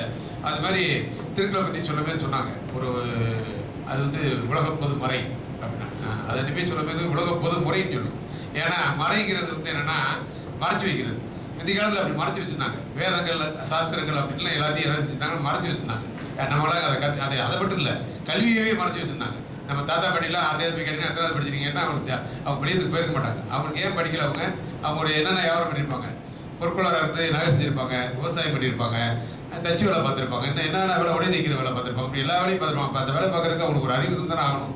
அதுவும் இப்போ கேட்டிங்கன்னா சொல்லுவாங்க, ஸ்ரீராம்கிட்ட கேட்டீங்கன்னா சொல்லுவாங்க, ஏன்னா அப்பா என்ன வேலை பார்த்தாங்க, அப்பா நகை வச்சுருந்தாங்க, தாத்தா என்ன செஞ்சாங்க, அவர் வீட்டில் வச்சு செஞ்சு கொடுத்துருந்தாங்க. இன்னும் அதுக்கு முன்னாடி இருந்தவங்க என்ன செஞ்சாங்க, இன்னொருத்தவங்க வீட்டில் உட்காந்து செஞ்சு கொடுத்துருந்தாங்க. அப்படின்னா அந்த நகை தொழில் அப்படிங்கிறத கூட வந்து பார்த்தீங்கன்னா நான் ஒரு 100 வருஷம் 200 வருஷமாக செஞ்சுட்டு இருக்கவங்களாம் இருக்காங்க. அவங்களும் அறிவில்லாமையாக இருந்திருக்கும், அறிவு இருந்திருக்கும். என்ன செஞ்சாங்கன்னா அந்த மறைச்சீடு பொதுமறை அப்படிங்கிறாங்கல்ல, அது மாதிரி அதை என்ன செஞ்சாங்கன்னா பொதுமறை நினைச்சாங்கன்னா என்ன பொதுவாக இருந்துச்சோ அதை எல்லாத்துக்கும் பொதுவாக்காம, கல்வியை எல்லாத்துக்கும் பொதுவாக்காம கொஞ்சம் மறைச்சி வச்சுட்டாங்க. அந்த வாய்ப்பு உரிமை 2 கிடைக்கல. அதை கொண்டு வந்த போதே இந்த பள்ளிக்கூடத்துக்கு இன்னைக்கு இந்த கல்லூரிக்கு தலைமை அந்த பேர் வச்சிருக்க அந்த காமராஜர் அவர்கள், தந்தை பெரியார் அவர்கள், அவங்க அம்பேத்கர் அவர்கள்லாம் அதை நமக்கு கொண்டு வந்து கொடுத்த போதே நம்மளுடைய பேச்சில் வந்து என்னன்னா அதையும் சேர்த்துக்கணும். ஐயா நான் ஒரே ஒரு விஷயத்தை மட்டும் சொல்லி முடிச்சிருக்கேன். ஐயா நானா அவர்கள் வந்து இங்கே பேசும்போது சொன்னாங்க, அடிக்கடி நான் பேசும்போது சொல்லுவேன், அம்மா அப்பாக்களுக்கெல்லாம் இருக்கக்கூடிய ஒரே லட்சியம் நம்ம குழந்தைங்க வந்து நம்ம பட்ட கஷ்டத்தை பற்றக்கூடாது அப்படின்னு நினைப்பாங்க. எல்லா அம்மாவும் அப்படி தான் நினைப்பாங்க. எல்லா அப்பா அம்மாவும் என்ன நினைப்பாங்க, நம்ம பட்ட கஷ்டத்தை நம்ம பிள்ளையை பற்றக்கூடாது. நாளைக்கு நீங்களும் அம்மா அப்பாவை பற்றி நீங்களும் அப்படி தான் நினைப்பீங்க. அப்போ அவங்க நமக்கு என்ன சொல்ல வந்தோம்னா, அப்படி நம்ம பட்ட கஷ்டங்களை வந்து அவங்களுக்கு சொல்லி விளக்காத ஒரு தவறு. அவங்க பழகலாம், ஆனால் அது என்னென்ன கஷ்டப்பட்டோம் அப்படிங்கிறதாவது அவங்களுக்கு சொல்லணும்ல. அப்போ தான் அவங்களுக்கு ஒரு பொறுப்புணர்வு வருவோம். நம்ம பெற்றோர்கள் பட்ட கஷ்டத்தை மட்டுமல்லாமல் இந்த நாட்டுக்காக, இந்த மண்ணுக்காக, இந்த மொழிக்காக யாரெல்லாம் என்னென்ன கஷ்டப்பட்டாங்க அப்படிங்கிறதையும் பிள்ளைகளுக்கு சொல்லி வளர்க்கணும் அப்படிங்கிறது என்னுடைய ஆசை. அதை தான் ஐயா அப்பெல்லாம் அடிக்கடி பேசும்போது நம்ம சொல்லியிருக்கோம். அதுமாதிரி நீங்கள் உங்களுடைய அந்த பேச்சு இதுலாம் கொண்டு வரும்போது என்னன்னா, ஒவ்வொரு செய்தியும் கொண்டு வரும்போது இன்னைக்கு யாரெல்லாம் என்னென்ன செஞ்சுருக்காங்க. ஒரு நம்ம பாப்பா சொன்னாங்க, உத்தரப்பிரதேசத்தில் இந்த மாதிரி ஒரு பெண்ணை வந்து இது பண்ணாங்க அப்படின்னாங்க. அது உத்தரப்பிரதேசத்தில், அதாவது மணிப்பூரில் இருக்கும். அது மாதிரி நம்ம அந்த ஒவ்வொரு செய்தியும் அந்த இருக்கக்கூடிய செய்தியை எடுத்துச்சோம். இன்னொரு பாப்பா சொன்னாங்க, இந்த மாதிரி சூரியன்லேருந்து என்னென்னலாம் வருது அப்படிங்கிறத வந்து சொன்னீங்க. அதை கிடைக்கக்கூடிய இதெல்லாம் சொன்னாங்க. பயந்துட்டு இருந்தாங்க. இன்னைக்கு சூரிய ஒளியிலிருந்து மின்சக்தி தயாரிக்கிற அளவுக்கு வந்துருக்கு. அப்படி எல்லாத்தையும் கொண்டு நடைமுறை வாழ்க்கையோட இது ஏதோ ஒரு பேச்சிறக்கம் அப்படின்னு நம்மை நாம் அறிவோம் அப்படிங்கிற தலைப்பு வந்துட்டோம். இது ஒரு பேச்சிறக்கமா நினைச்சு இதை எப்படி வெற்றி பெறுவது, இதுக்கு என்ன கருத்துக்கலாம் சொல்லுது அப்படி பார்க்க வேண்டியதில்லை. இன்னைக்கு என்னதான் நடந்துக்கிட்டு அதையெல்லாம் நம்ம மக்களுக்கு சொல்வதற்காக, நாம் தெரிஞ்சு கொள்வதற்காக முதல்ல, அதுக்கப்புறம் நம்ம மக்களுக்கு சொல்வதற்காக அப்படின்னு நினைச்சு நீங்க ஒவ்வொருடைய பேச்சையும் அமைத்துக் கொள்ள வேண்டும் என்று கேட்டுக்கொண்டு ரொம்ப அருமையா பேசுறீங்க. அனைவருக்கும் எனது வாழ்த்துக்களை சொல்லி முடிக்கிறேன். தமிழ் வணக்கம். ரொம்ப அருமையான ஒரு நிகழ்வு. உண்மையிலேயே ஓராண்டு முடிஞ்சிருச்சு. நாங்க 2 ஆண்டா இதை நடத்திட்டு இருக்கிறோம். ஓராண்டு மிகப்பெரிய நிகழ்வாக இதே கல்லூரியில் நடத்தினோம். மிக சிறப்பாக இருந்தது. இன்றைக்கு மீண்டும் சந்திக்கிற போது இன்றைக்கு பேசின 5 பேரும் 5 விதமா பேசுறோம். அதுதான் மிகப்பெரிய உங்களுடைய தனித்த அடையாளம். அது நீங்க உங்களுடைய அறிஞருடைய வெளிப்பாடு. அதுக்கு வார்த்தை சொல்லிடுறேன். இன்றைய நிகழ்ச்சிக்கு தலைமை தாங்கி நடத்தி கொண்டிருக்கின்ற அன்பு சகோதரர் சதீஷ்குமார் அவர்களை முதல் நிகழ்வு இது. இந்த முதல் நிகழ்வே முதல்தரமான நிகழ்வாக அமைந்திருக்கிறது. அதற்கு அவருக்கு வாழ்த்துக்கள். காரணம், முதல்தரமான கல்லூரியில் தொடங்கி இருக்கிறது இந்த நிகழ்வு. அதற்கு இந்த கல்லூரி முதல்வருக்கும், செயலாளர்களுக்கும், பேராசிரியர் பெருமக்களுக்கும், மாணவ செல்வங்களுக்கும் மீண்டும் என்னுடைய வணக்கத்தையும் வாழ்த்துக்களையும் தெரிவித்துக் கொள்கிறேன். அடுத்து செயலாளர் புதிதாக பொறுப்பேற்றிருக்கிறாங்க ரோட்டரி சங்கத்துக்கு, அவருக்கும் இந்த முதல் நிகழ்வு. எப்போதும் சிரிக்கும் போது பார்த்தா போதும் சிரிப்பா சிரிச்சுக்கிட்டே இருப்பாங்க. இவங்க சிரிச்சுட்டா பரவாயில்ல, மற்றவங்க பார்த்து சிரிப்பா சிரிச்சிருவாங்க. நீங்க உடனே சார் அப்படியா சொல்றீங்க? அவங்க 2 பேரும் புன்னகை தொலைக்காத புத்தர்கள். ஏன் சொல்றது தெரியுமா? நம்ம ஸ்ரீராம் பேசும்போது சொன்னாரு, நான் மேடை ஏறி பேசுறதுக்கு தயங்கிட்டு இருந்தேன். இப்ப ஒரு கவிதை நூல் வெளியிட்டு முடிச்சு அது விட்டு தீர்ந்து விட்டது ஒரு ஆண்டுக்குள்ள. இப்ப 2வது கவிதை தொகுதி ஆகஸ்ட் 4ஆம் தேதி வெளியிடுறார். அவருடைய கவிதை தலைப்பு புன்னகை தொலைத்த புத்தன்கள். இன்னைக்கு புத்தர் இருந்தா கூட அவரும் செய்தி வாங்கினாம இருக்காரு. அவ்வளவு நாட்டுல நடக்கிற அட்ராசிட்டியை பார்த்துட்டு கவலையிலே நொந்து போய் கணத்துல கை வச்ச மாதிரி அந்த அட்டைப்படம் கூட அப்படிதான் கணத்துல கை வச்சு. புத்தரே கணத்துல கை வச்சுட்டாருன்னா நம்ம நிலைமை என்னவாகும்? அப்ப நம்ம யார் எல்லாத்தையும் வரணும்? அப்பதானே நம்ம யார் இந்த உலகத்தை காட்ட முடியும். என்னை அவமானப்படுத்துவது என்பது என்னால் மட்டுமே முடியும். என்னை தோற்கடிப்பது என்பது என்னால் மட்டுமே முடியும். வேற எவனையும் தோற்கடிக்க முடியாது. என்னை யாரும் அவமானப்படுத்த முடியாது. நான் யாருக்கும் கீழானவன் இல்லை, அதே நேரத்தில் நான் யாருக்கும் மேலானவன் இல்லை. இந்த 2 வாசகம் உங்க வாழ்க்கையில பதிய வச்சீங்கன்னா போதும். நான் யாருக்கும் மேலானவன் இல்லை, நான் யாருக்கும் கீழானவன், சமமானவன் எல்லோரும் அப்படிங்கிற உணர்வு உங்க மனதில் பதியணுன்றதுக்கு தான் என்னுடைய முதல் தொடக்க நிகழ்வு. இந்த நிகழ்வுக்கு இன்றைக்கு மிகச்சிறந்த ஒரு அறிமுக உரையை வழங்கினார் நம்முடைய ஜாகிர் அவர்கள். அவருக்கு வாழ்த்தும் பாராட்டும் நன்றியும். இன்றைக்கு புதிய உறுப்பினராக இருந்து ரோட்டரியிலிருந்து வந்திருக்கின்ற அருமை சகோதரர்கள் கிருஷ்ணமூர்த்தி, இந்திரசேனன், எப்போதும் ரோட்டரியோடு இணைந்தே செயல்படுகிறார். அதுவும் சிறுதானிய மேம்பாட்டு முகமையினுடைய பொறுப்பாளராக இருந்து சிறுதானிய விவசாய மக்களுக்கு புன்செய்தானம் எப்படி தெரியும் உங்களுக்கு? எல்லா நேரமும் விளையாது. அந்த நேரத்தில் விளையாடக்கூடிய அந்த சிறுதானியங்களை மக்களுக்கு அறிமுகப்படுத்தி உடல் நலத்தையும் அந்த விவசாயிகளின் உயிர் நலத்தையும் காக்கிற பணியை செய்து வருகிற அருமை சகோதரர் விஜயராகவன். இதற்கெல்லாம் மேலாக இங்கே அனைவரையும் கூட்டி வந்து ஒருங்கிணைத்திருக்கிற தம்பி ஸ்ரீராம் அவர்களுக்கும் பார்த்துகள். இதோட அங்க உட்கார்ந்து ஒருத்தர் புகைப்படம் எடுத்துட்டு இருக்கிறாரு, வீடியோ எடுத்துட்டு இருக்காரு. அவரு நம்ம பிராணத்தை எல்லாம் எப்பவும் சொல்றது இல்லை. ஏன்னா பொய்யான ஒரு செய்தியை திரும்ப திரும்பவும் சொல்றோம்னு அது உண்மை மாதிரி ஆயிடும். மெய்போலுமே பொய்யை திரும்ப திரும்ப சொன்னா அது மெய் மாதிரி ஆயிடும். அதனால அதை எப்பவுமே சொல்றது இல்லை. அவர் எங்களுக்கு தேர் ஓட்டி வந்தவர், கார் ஓட்டி வந்தவர். ஆனாலும் கூட கொள்கையிலே பிடிப்பானவர். பொது உடைமையும் பெரியார் சிந்தனையும் மார்க்ஸ் சிந்தனையும் இணைய பெற்ற ஒரு பெரிய கள போராளி. அவர் போராட்டங்களில் எப்போதும் தன்னை முன்னிலைப்படுத்துகிறார். நாங்கள் வரவேற்கல ஐயா, நான் வண்டி எடுத்து ஓட்டிட்டு வரேன். நாங்களே குழப்பத்து போய் 10 காசு பிரயோஜனம் இல்லைன்னு எங்க வீட்டுக்கு சொல்லுவாங்க. நான் எங்க வீட்டுமா அப்படி சொல்ல மாட்டேன், நானும் வரேன். பல வீட்டுல அப்படின்னு சொன்னாங்க, ஏன் வயசான இடத்துல வீட்டுல உட்கார மாட்டோம், ஏன் குழப்பத்து போய் கூறுவா போற காலத்துல எப்படி கொடுப்பாங்க கவர்ல அப்படிவாங்க. கேட்பாங்களா இல்லையா யார் போனாலும்? ஆனா எங்க வீட்டுல அப்படி கேட்க மாட்டாங்க. எவ்வளவு பணம் எடுத்து வச்சுக்கிட்டீங்களா, செலவுக்கு கையில இருக்கும் அப்படின்னு கேட்பாங்க. அப்படி கேட்கிறவங்களா நீங்க தான் வளரணும்னா என்ன வரணும்? அந்த சிந்தனை உங்க மனதில் பதிவு. அது இன்றைக்கு இந்த தளத்துல நாங்க கண்கூடா கண்டோம். நிச்சயமாக இப்ப நான் ஒரு சில செய்திகளை மட்டும் உங்கள்கிட்ட சொல்லிட்டு முடிவுகளை சொல்லலாம்னு நினைக்கிறேன். நம்முடைய நர்மதா ரொம்ப அழகான தொடக்கம். தெரியாம கூப்பிட்டோமோ தெரிஞ்சு கூப்பிட்டோமோ முதல்ல பேச வந்தீங்க. பாவேந்தர் புரட்சி கவிஞருடைய பாடலோடு தொடங்குனீங்க. ஏன்னா பாரதி கூட பெண்ணடிமையை பேச்சில் மட்டும் எதிர்த்தவர், பாட்டில் மட்டும் எதிர்த்தவர். அவருக்கு சொல்லிக் கொடுப்பதற்கு ஒரு நிவேதிதா தேவி வந்தார். இல்லைன்னா அவருக்கு பெண்ணடிமையை பத்தி கொஞ்சம் இருக்காது. பெண்களை அழிவே தான் நடத்திட்டு இருந்திருப்பார். அவர் மனைவியிலே கொஞ்சம் மனைவி கடையும் தெருக்களில் கைப்பிடித்து அழைத்து சென்றோம் பாரதியை நீ சொல்றோம். அதை சொல்றதுக்கு யார் வந்தா? இங்கிலாந்தை சேர்ந்த ஒரு நிவேதிதா என்ற ஒரு பெண்மணி சொல்ல வேண்டியிருந்தது. ஆனால் பெரியார் நம்முடைய புரட்சி கவிஞருக்கு அப்படி இல்லை.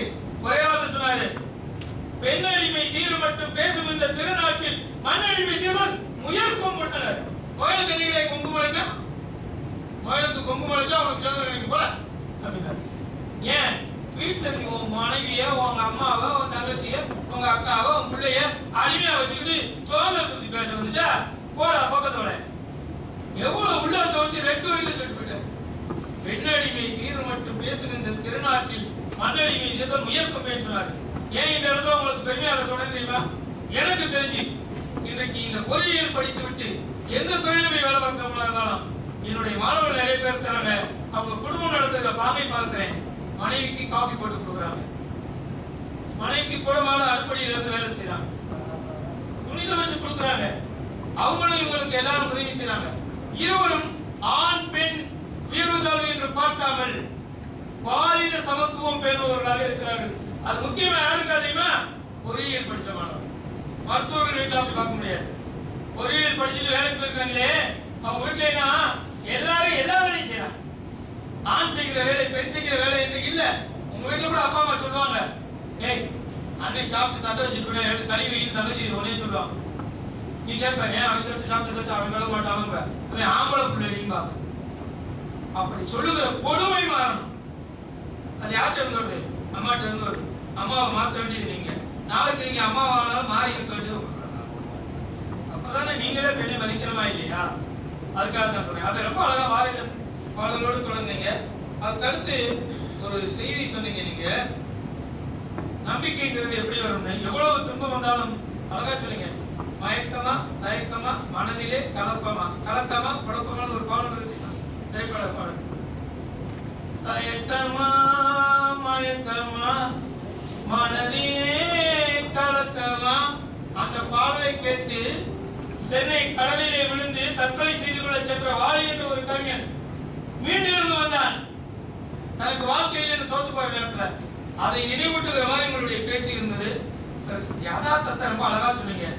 அது மற்றவங்க புரிஞ்சுக்கிட்டாங்களோ இல்லையோ, நான் மீண்டும் புரிய வைக்க வேண்டியது என்னுடைய கடமை. நீங்க ரத்தின சுருக்கமா சொல்லிட்டு போயிட்டீங்க. சிரிச்சு பாருங்க, முகம் அழகா இருக்கும். கோயிக்கும் போது முகம் அசிங்கமா இருக்கும். கண்ணாடி முன்னால நின்று கோபம் வர்றப்ப உங்க மூஞ்சிய கண்ணாடியில மட்டும் பாத்துங்க. உங்களுக்கு வாழ்க்கை பூரா உங்க மூஞ்சிய பார்க்க செய்ய. கோபம் வர்றப்ப கண்ணாடி முன்னால நின்று மட்டும் அந்த கோபத்தோட பேசி பாருங்க. உங்க மூஞ்சி தான் இது சுடுகாட்டுல பாதி வெந்து வேகாத பழம் மாதிரி தெரியும் மூஞ்சி. ரொம்ப அழகா சொன்னீங்கப்பா, வாழ்த்துக்கள் தான். பேச்சு என்பது பரிசு பெறுவதல்ல, நாம் நல்ல சிந்தனையை விதைத்து செல்வது என்பது அதுக்கு முதல் தொடக்கமாக இருந்தவங்களை மனதார வாழ்த்துகிறேன். அடுத்ததாக கஸ்தூரி வந்தீங்க, சூரியனை பற்றி ஒரு செய்தியை சொன்னீங்க. ரொம்ப அழகு. எப்போதுமே அறிவியல் சார்ந்ததுதான் உண்மை, நிரூபிக்கப்படாத எதுவும் உண்மை இல்லை. அதை முதல் புரிஞ்சுக்கணும். சூரியன் என்பது சூரியனிலிருந்து வெடித்து ஒரு விலங்குதான் இந்த பூமி. பல ஆயிரம் ஆண்டுகள் மழையிலும் வெயிலிலும் காற்றிலும் இது நேரம் மாறி மாறி உருமாறி வந்ததுதான் இந்த பூமி. ஏதோ ஒருவன் எங்கே இருந்து கொண்டு இந்த பூமியை படைத்தான், இந்த உலகத்தை படைத்தான். மழை என்று சொன்னான், மழை வந்தது. கடல் என்று சொன்னான், கடல் வந்தது என்று எல்லா மதமும் சொன்னோம். எல்லா மதமும் போய் சொல்லும். இன்னைக்கு பாப்பா ரொம்ப அழகா சொல்லிட்டாங்க, உண்மையை சொல்லிட்டாங்க. ஏன்? இவங்க படிச்சிருக்காங்க, அறிவியலை தெரிஞ்சிருக்கிறாங்க, ஆண்டவர்கள் நூலை படிச்சிருக்கிறாங்க. சூரியனிலிருந்து வெடித்து கிளம்பிய ஒரு பூமி தான் இது. இதுல உயிரினங்கள் எப்படி தோன்றி இருக்கும்னு நமக்கு தெரியும். ஒரு சத்தா உயிரினமா இருந்து அதுலயும் ஏன் உங்களை இந்த இடத்துல நான் பாராட்டேன்னா, உலகத்துல தோன்றிய முதல் உயிரினம் ஒரு செல் உயிரினம். அறிவியல் உண்மையா தானே? உங்களுக்கு தெரியும், உங்களுக்கு தெரியாது. ஆனா கொஞ்சம் புரிஞ்சுக்கிறதுக்காக மீண்டும் நினைவுபடுத்துறேன். அந்த ஒரு செல் உயிரினையும் முதல்ல பிறந்த உயிரினம் எது தெரியுமா? பெண் உயிரினம். அப்ப இந்த உலகத்தில் முதல் பிறப்பு யாரு? பெண். ஆகவே பெண்ணான நீங்கள் புரிந்து கொண்டால், நீங்கள் வளர்ந்து விட்டால் சமூகம் தானாக வளர்ந்து விடும். ஆகவேதான் இந்த செய்திகளை எல்லாம் ரொம்ப அழகா சொன்னீங்க. அது கொடுத்து நுட்பமா சொன்னீங்க. அதை தான் இதோட கோர்த்து சொன்னேன். தெய்வம் என்ற சொல்லுக்கு பையத்துள் வாழ்வாங்கு வாழ்தல் என்பதற்கும் நீங்க கொடுத்த விளக்கம் மிகப்பெரிய அறிஞர்கள் கூட தெரிந்திருந்தாலும் வெளியே சொல்ல மறுக்கிற ஒரு மிகப்பெரிய உண்மை. அதை சொன்னதற்காக இந்த சபையை பாராட்டாக நானே உங்களை பாராட்டுகிறேன். தெரிஞ்ச அறிவியல் உண்மைகளை, சமூக உண்மைகளை, விஞ்ஞானத்தை வெளிப்படையாக எந்த இடத்திலும் மூழ்கி உரைக்க வேண்டும். இன்னும் ஒரு செய்தி மட்டும் இருந்தாலும் பின்னால் நீங்கள் சில புராண செய்திகளை அடையாளப்படுத்துறீங்க. தவறிலே இளமையின் அது போக்கு. ஆனாலும் இன்னும் வளர்கிற காலத்தில் நீங்கள் அதில் உண்மையை மட்டுமே இருந்து தேர்ந்தெடுத்துக் கொண்டு வந்து தர வேண்டும் என்று கேட்டுக்கொள்கிறேன். கஸ்தூரி மனம் எப்பவும் பறையாது. அடுத்ததாக மனோஜ்குமார், காக்கை குருவி என்ற ஜாதி, நீங்கள் கடலும் மழையும் எங்கள் கூட்டம் ரொம்ப அருமை. பாரதியின் வரியோடு தொடங்கினீங்க, ரொம்ப சிறப்பு. அதுல ஒரு செய்தி சொன்னீங்க. காக்கா ஒரு சின்ன கொஞ்சம் கூட உணவு கிடைச்சாலும் கூப்பிட்டு எல்லாத்தையும் கரைஞ்சி எல்லாத்தையும் கூப்பிட்டு சாப்பிடுன்னு சொன்னீங்க. அது ஒரு சின்ன நுட்பம் மட்டும் பார்த்துக்கணும். காக்கா எங்க இருந்தாவது ஒரு பொருளை வீட்டுல வச்சிருந்த பொருளை யாரும் அதுக்குள்ள வைக்காம தனியா இருந்த பொருளை தெரிஞ்சிருந்து எடுத்துட்டு வந்து சாப்பிட்டு அந்த அப்ப காக்கா கரைஞ்சி கூப்பிடாது. மற்ற காக்கா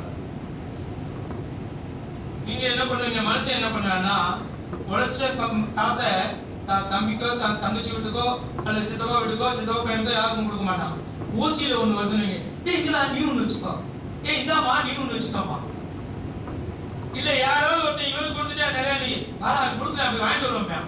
இவன் காசு கூடானா இது நான் உழைச்ச காசுமா. தாத்தா மட்டும் தான் உழைச்சு தேடி கொண்டு வந்த உணவை அல்லது அதை யாருக்காவது விருந்து வச்சாமா எல்லாத்தையும் கூப்பிடும். அது எங்கேயாவது இந்த ஒரு பழமொழி, எத்தி திருடும் அந்த காக்கைன்னு ஒரு வரி வரும். எத்தி திருடும் அந்த காக்கை, காக்கைன்னு சில ஏமாத்தி திருடும். அப்படி திருடிச்சுன்னா அந்த பொருளை தானா சாப்பிடும். அப்ப கூட்டமா அப்படி கொடுக்காது. எவ்வளவு நல்ல புத்தி இருக்கு. திருடிட்டோம், நம்ம வயிற்று பசிக்கு திருடிட்டோம், திங்கிறோம், அந்த பாவம் அந்த தாப்பு நம்மளோட போகணும். எதுக்குன்னு 4 பேருக்கு பங்கு கொடுத்து நம்ம என்ன செய்வோம்? எடுத்துக்கலாம் ஏன் அப்புறம் டேய் வெளியே சொன்ன நீ சேர்ந்தேன் தின்னு சொல்லி போயிடுவேன் அப்படின்னு மனசு ஒரு மிரட்டு. அதுக்காக வந்து கொடுப்பாங்க. அப்படி போயிடக்கூடாது. அது செய்தி ரொம்ப நுட்பமான செய்தி, ரொம்ப அழுத்தமா சொன்னீங்க, ரொம்ப சிறப்பாக இருந்தது. அதுலயும் அந்த இன்னும் ஒரு விளக்கம். ஏன்னா எப்பவுமே நீங்க தலைப்புகளை என்ன பாக்குறீங்கன்னா திருக்குறள் இருந்து அது திருக்குறளை சார்ந்தே சொல்லணும்னு நினைக்கிறேன். காக்கை குருவி என்பது பாரதியின் விழா இல்லை. அந்த காக்கை குருவி என்ற சொல்லுக்குள் என்ன பொருள் அடங்கி இருக்கிறது? காக்கை என்ன நிறம்? சும்மா சொல்லலாம், இப்ப போட்டியிட சும்மா சொல்ல கருப்பு. நிறத்தால் கருத்தவன் என்று சொல்லி யாரையும் ஒதுக்கி வைக்காது சொல்லுவாங்க ஒரு திரைப்படத்துல. அவன் வெள்ளையா இருக்காண்டா, வெள்ளையா இருக்கிறவன் பொய் சொல்ல மாட்டான்டா. அப்ப கருப்பா இருக்கிறவன் கருப்பு என்பது திராவிடின் நிறம். நம்முடைய அடிப்பட்ட நிறம், அடிப்படை நிறம் கருப்பு. உழைப்பவனின் நிறம் கருப்பு, தண்ணீரின் நிறம் கருப்பு, இயற்கையின் நிறம் கருப்பு. அது மறந்துடக்கூடாது. அந்த நிறத்தால் ஒதுக்கப்படுகிற தீண்டாமை கூடாது. அதான் பாரதி சொன்னார். குருவி இருக்கிறதே மிக சின்ன உயிரினம், பறவை இனங்கள். சொல்லுவோம்ல, எட்டே நம்மளால் கொட்டே நம்ம பார்க்கலாம். எங்க அண்ணானே நான் ஜாகிர் ஐயாட்ட சொல்லிட்டேன், ஐயா அண்ணாவோட என்னை இணைக்காதீங்க. ஆனா அவருக்கு ஒரு குசும்பு உண்டு. அன்பின் மிகுதியாக இருக்கிற ஒரு குசும்பு. செல்லமாக என்னை தட்டி கொடுக்கிற மாதிரி அண்ணாவும் குட்டை ஒருங்களும் குட்டை அதனாலதான் சொன்னேன் அப்படின்னு மனசுக்குள்ள நினைச்சுக்கிறோன்னு எனக்கு கொஞ்சம் சந்தேகம் உண்டு. அப்படி நினைக்கிட்டாலும் ரொம்ப சந்தோஷம். ஏன்னா கடுகு செலுத்தாலும் காரம் போகாதுன்னு இருக்கணும் மகிழ்ச்சி. ஏன்னா உருவம் சீருது என்று வள்ளுவர் சொல்லியிருக்காரு. உருவு கண்டு எல்லாமே வேண்டும், உருள் பெறும் தெற்கு அச்சாணி என்னார். அச்சாணி சின்னதான், அவ்வளவு பெரியது. அச்சாணியை பிடிங்கி விட்டு அவ்வளவுதான், முச்சாலும் ஓடாது. பழமொழி இருக்கு. அப்ப உருவத்தை கண்டு எல்லாரே இதான் பாரதி சொல்ற. நீர் கடலும் மலையும், மலை உயர்வா இருக்கு. இந்த வழக்கறிஞர் மிக உயர்ந்தவர், உயர்வாக இருக்கிறார். உணர்த்தாலும் உயர்ந்தவர். சில பேர் உயரமா இருப்பான். அதான் சொல்லுவாங்க, உயர்ந்த மாளிகைகள் அங்கே வாழ்வோர் இல்லங்கள் பெரிது, அவர்களின் உள்ளங்கள் சிறிது. சின்ன குடிசை வாழ்கிற மனிதர்கள் இல்லங்கள் சிறிது, உள்ளங்கள் பெருசுமா. இங்கே நாம் உயரத்தை பார்த்து வியந்து பார்க்கிறோம். இருக்கானப்பா, வளர்த்தியா இருக்கான பயப்படுவான். நீங்க தாவீது கதை படிச்சிருப்பீங்கல்ல, தேவாவளியில படிச்சிருப்பீங்க. அது மாதிரி உருவத்தை கண்டு யாரையும் வெளியே விடக்கூடாது. அது கடல், அது அமைதியா இருக்கிற மாதிரி தெரியும். அலையை பார்த்து கால் நினைப்பீங்க. அதே மாதிரி கால் வைக்கணும், உள்ள முழங்கினீங்க, உள்ள இழுத்து வச்சு மொங்குன்னு மொங்கிடும். ஆனா அந்த மொங்குல இருந்து தப்பிக்கணும்னா என்ன தெரியும்? நமக்கு முங்கு நீச்சல் தெரியும். முங்கு நீச்சல் உள்ள போயிட்டோம்னா முத்தை எடுத்துட்டு வந்துருவோம், அந்த கடலை வெற்றிக்கிட்டுருவோம். அப்படி ஒப்பிட்டு சொன்ன செய்திகளை உணர்த்துவார். நம்மை நாம் அறிவோம்னா மற்றவங்க பார்க்கிற கருத்துரை திருக்குறளா, அதுக்கு பதவுரை இருக்கு, அதுக்கு கருத்துரை இருக்கு, தெளிவுரை இருக்கு, பாப்பையா உரை சொல்லியிருக்காரு, கோப்பையா உரை சொல்லியிருக்காரு அப்படின்லாம் பார்க்காதீங்க. நீங்க ஒவ்வொரு வார்த்தைக்கு அர்த்தம் பாருங்க. நீங்க என்ன உரை சொல்றீங்க, உங்களுடைய சிந்தனையிலிருந்து வர வேண்டும். அதுதான் மிகப்பெரிய சிறப்பு. அப்படி தூண்டினீர்கள் மிக சிறப்பு. அடுத்து யாழினி, தமிழுக்கும் அமுது என்ற பெயர் ஒண்ணுமே நான் சொல்லல. மொழி இல்லாத, ஆடம்பரம் இல்லாத எளிய பேச்சு தமிழில் பேசுகிற சொல்லால் மிகச் சிறப்பு. யாழில் இசை எப்போதும் இல்லாது. பாரதிதாசன் தான் சொல்வாரு, துன்பம் நேர்கையில் யாழ் எடுத்து நீ இன்பம் சேர்க்க மாட்டாயா அப்படின்னு பாரதிதாசனுடைய பாடத்திலே கொடுத்தார். குழலினிது யாழினிது என்பது மக்கள் மலரை சொல் கேளாது. யாழிசை அவ்வளவு இனிமையானது, உங்களுடைய குரல் இசை இனிமை, குரலை மட்டும் சொல்லல, உங்கள் குரல் ஒழித்த சிந்தனை மிக எளிமைன்னு சொல்ல மாட்டேன், மிக வலிமை. வாழ்த்துக்கள் தான், வாழ்த்துக்கள். ஏன்னா அடுத்து மனோஜ்குமார் அவர்களுக்கு நம்முடைய வழக்கறிஞர் அவர்கள் இந்த மழை வருமா வராதான்னு எதிர்பார்த்துட்டு இருந்தோம். கொஞ்சம் போல தூரி போச்சு, வரும் நினைச்சுட்டு தூரிட்டு போயிடும். போற காத்துல 2 தூரம் விட்டுட்டு போயிடும். சில பேர் நாளைக்கு லேசா பெஞ்சிட்டு போயிடும். அங்கே நின்று பெஞ்சிருந்தா கொஞ்சம் பூமி சூடாக குறைஞ்சிருக்கு அப்படின்னு சொல்லுவோம். மழை நல்லா பெஞ்சா இல்லைன்னா சூட்டை கிளப்பி விட்டு போயிருச்சா, இந்த பாலா போன மழைன்னு கிராமத்தில் சொல்லுவாங்க அழகா நம்ம தாத்தா பாட்டி எல்லாம் அப்படி. ஆனா பேய் மழையா அடிச்சாங்க. சரியா நல்ல பொருள் வளம். எல்லாரும் எந்த விதத்திலும் சோட இல்லை. இதை மட்டும் நான் மீண்டும் சொல்லி எல்லாரும் பார்த்தேன். காரணம் என்னன்னா, தேர்ந்தெடுக்கப்படுவது என்பது வேறு, வெற்றி பெறுவது என்பது வேறு, நாம் தேர்வில் பங்கு கொண்டோம் என்பது வேறு. ஸ்போர்ட்ஸ்ல சொல்லுவாங்க பார்ட்டிசிபேஷன் இஸ் பெஸ்ட். பின்பற்றமா இல்லையாங்கிறது அதுல ஒருத்தர் வெற்றி பெற, இந்த போட்டியில ஒருத்தர் வெற்றி பெற முடியும். ஆனால் நீங்கள் ஐவருமே நாளைய தமிழகத்தின் மிகச்சிறந்த நம்பிக்கை நட்சத்திரங்களாக பேச்சாளர்களாக வருவதற்கான கூறுகள் உங்களிடம் இருக்கிறது என்று சொல்லி உங்கள் 5 பேருக்கும் முதலாவதாக இந்த பேரவை எழுந்து நின்று வாழ்த்துக்களை கைதட்டல் மூலமாக தெரிவிக்க அன்போடு கேட்டுக்கொள்கிறோம். நம்ம பிள்ளைகள்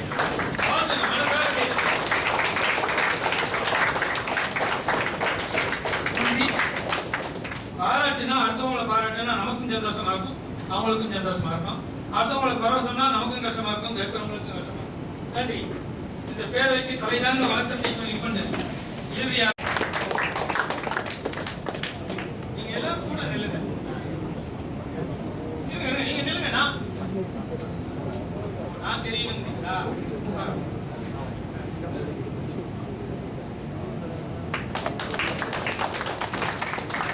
புரியவராக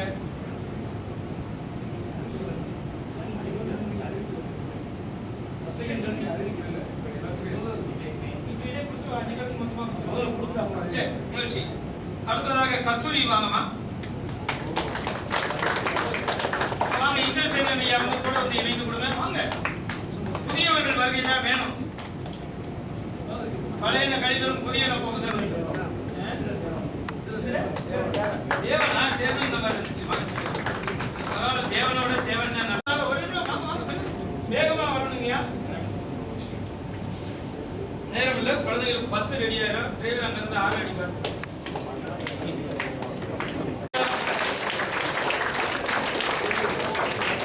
அண்ணா சொல்றாரு, ஒரு தாய் வயிற்றில் அனைவரையும் பெற்றெடுக்க முடியாது.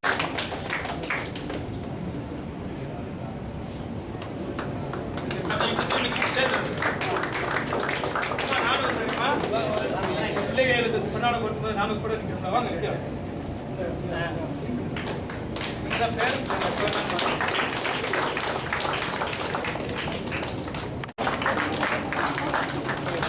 அப்படி நிலுங்கப்பா, போயிடாதீங்கப்பா. ஏமா இருங்க,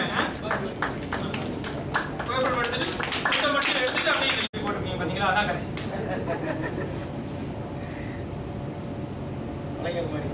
ஆமா, இல்ல அந்த வேகம் இருக்குல்ல.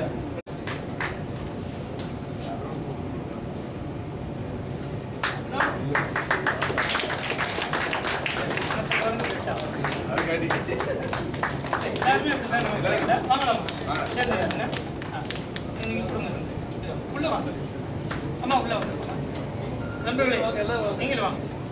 நீங்க அப்படியே அம்மா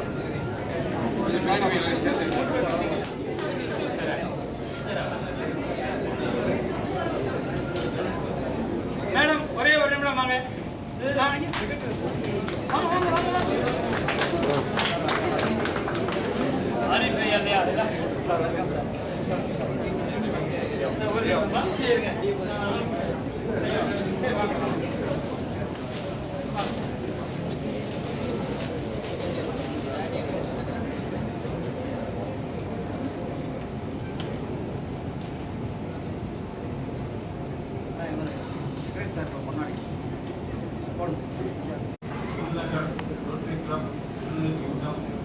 நட்பு தமிழகம் மதுரை இளைஞானை அறக்கட்டளை விருதுநகர் இணைந்து நடத்தும் இந்த தமிழ் நிகழ்விலே வாக்குறுதி வழங்குவதற்கு மிகவும் மகிழ்ச்சியாக உள்ளது.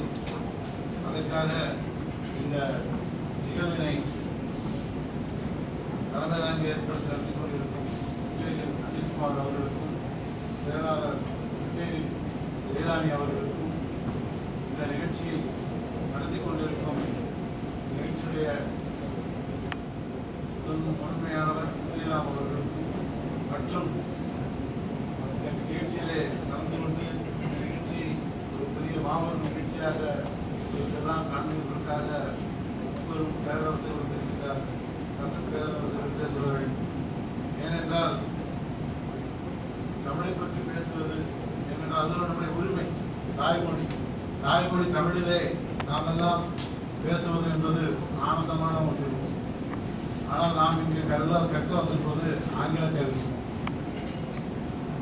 ஆகையால் உங்களுக்கு இந்த நிகழ்ச்சியானது தமிழின் பற்றுதலையும் தமிழை பற்றி அறிவதற்கும் ஒரு நல்லதொரு வாய்ப்பாக இந்த நிகழ்ச்சிக்கு வருகை தந்திருப்பவர்களெல்லாம் பார்த்தால் ஏதோ அந்த காலத்திலே தமிழ் சங்கம் நடத்திய தமிழ் புலவர் போல இங்கே புலவர் நானா பாவலர் முருகானந்தம் வந்திருக்கிறார்கள், வழக்கறிஞர் ஆதி தம்பி அவர்கள் வந்திருக்கிறார்கள். அந்த அளவிற்கு ஒரு புலவரும் பாவலரும் வழக்குரைஞரும் என்று பெரும் தமிழ் வல்லுநர்கள் இங்கே வந்திருக்கிறார்கள். இந்த காலத்தில் நாம் எல்லாம் கேள்விப்பட்டிருப்போம், தமிழ் வளர்த்து மதுரை தமிழ் சங்கம் என்று கேள்விப்பட்டிருப்போம். ஆனால் இவர்கள் இங்கு பல இடங்களிலே இருந்து மதுரையிலிருந்து வந்திருக்கிறார்கள். அனைவரும் மேட்சுவா தமிழ் வளர்ப்பதற்காக இன்றும் அறுபாடுபட்டுக் கொண்டிருக்கிறார்கள். தாய்மொழி தமிழானது மிகவும் இனியது, அதை யாரும் நம்ப முடியாது. ஏனென்றால் கல்தோன்றி மண்தோன்றா காலத்தை முன்தோன்றி மூத்த முடிந்தது ஒரு உண்மை. ஆகையால் மாணவ செல்வங்களே, நம்முடைய தாய்மொழி தமிழானது மிகவும் இனிமையானது, பழமையானது. அதை நாம் நம்முடைய மனதிலே எப்போதும் நினைத்துக் கொள்ள வேண்டும். இந்த மொழியானது இன்றும் கிடைத்திருக்க வேண்டும். தமிழ் உலக ஆள வேண்டும் என்று சொல்ல வேண்டும். ஏனென்றால் நம்முடைய தமிழர்கள் உலகெங்கும் பறந்து இருந்து கொண்டிருக்கிறார்கள். ஆகையால் தமிழானது உலகெங்கும் இருக்கின்றது. ஆகையால் தமிழ் மொழி காக்க வேண்டும் என்ற ஒரு உறுதிப்பாடை இந்த தருணத்திலே இந்த நிகழ்ச்சியின் வாயிலாக நாம் எல்லாம் நம்முடைய மனதிலே எடுத்துக் கொள்ள வேண்டும். இந்த பேச்சரங்கத்திலே நம்மை நாம் அறிவோம் செல்ஃப் நோ யுவர்செல்ஃப் என்ற தலைப்பிலே மிக அருமையான ஒரு தலைப்பினை உங்களுக்கு எடுத்துக்காட்டியிருக்கிறார்கள். ஹெச்சில் போட்டியில் நடந்திருக்கிறது என்று அறிகின்றேன். நம்மை நாம் அறிவோம், முக்கியமான விஷயம். நம்மை பற்றி நாம் நிச்சயமாக தெரிந்து கொள்ள வேண்டும். நாம் யார், நான் யார் பாட்டேன். அந்த மாதிரி நாம் யார் என்று தெரிந்து கொள்ள வேண்டும். அதற்கு நாம் யார் ஆக வேண்டும் என்பதும் தெரிய வேண்டும். இந்த நிகழ்ச்சியின் நோக்கமே நாம் யார் என்று மட்டும் தெரிந்திருக்கல, நாம் யாராக மாற வேண்டும்.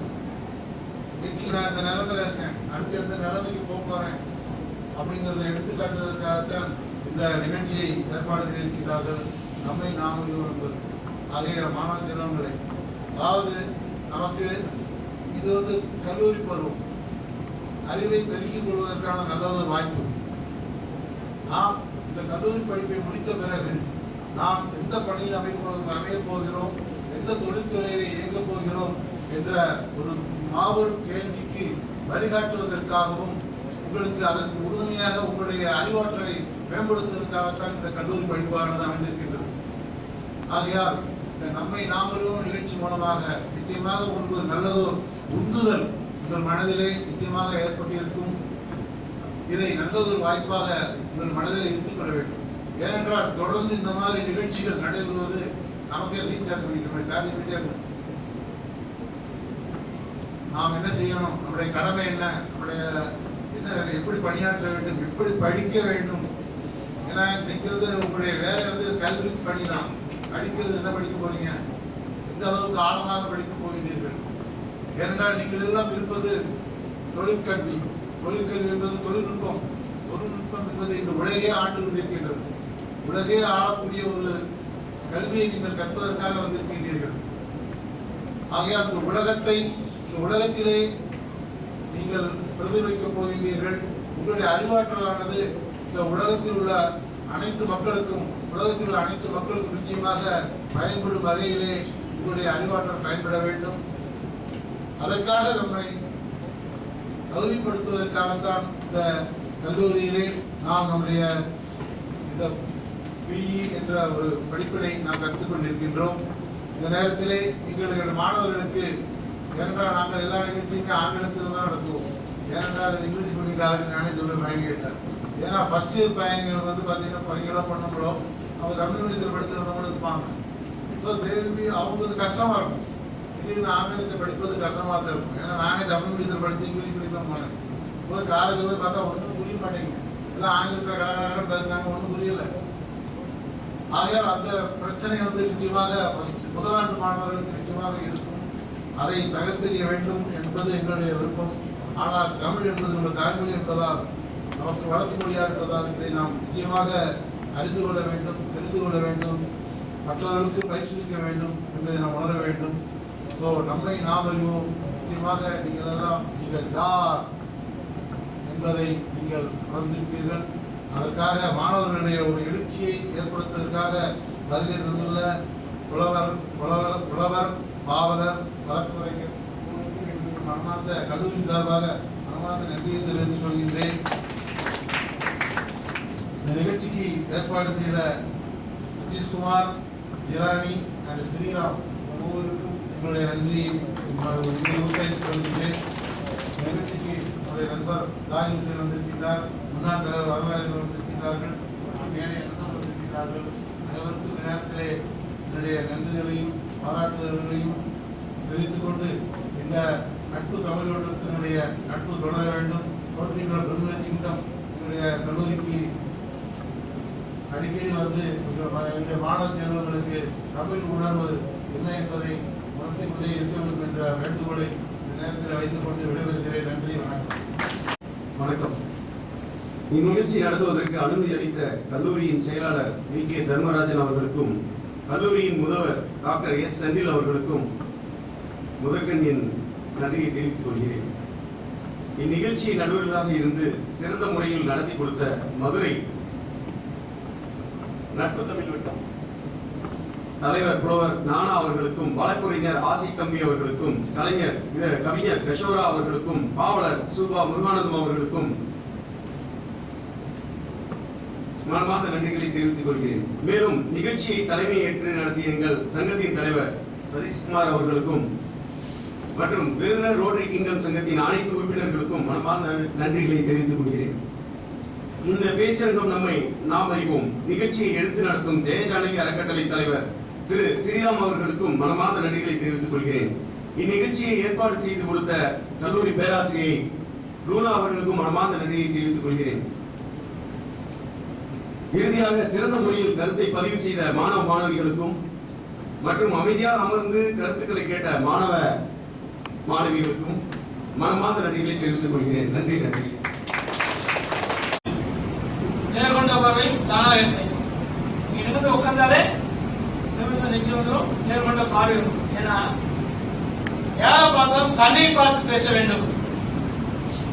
நேருக்கு நேர் பார்த்து பேசுகிற அந்த நேர்மைத்தான் எப்போது வரும்? நம்மிடம் அறம் இருக்கும் போது வரும். நம்முடைய பேச்சில், நம்முடைய எண்ணத்தில், நம்முடைய செயலில் அறம் இருக்குமானால் எந்த இடத்திலும் யாரை பார்த்தும் நிமிர்ந்து நின்று நேருக்கு நேர்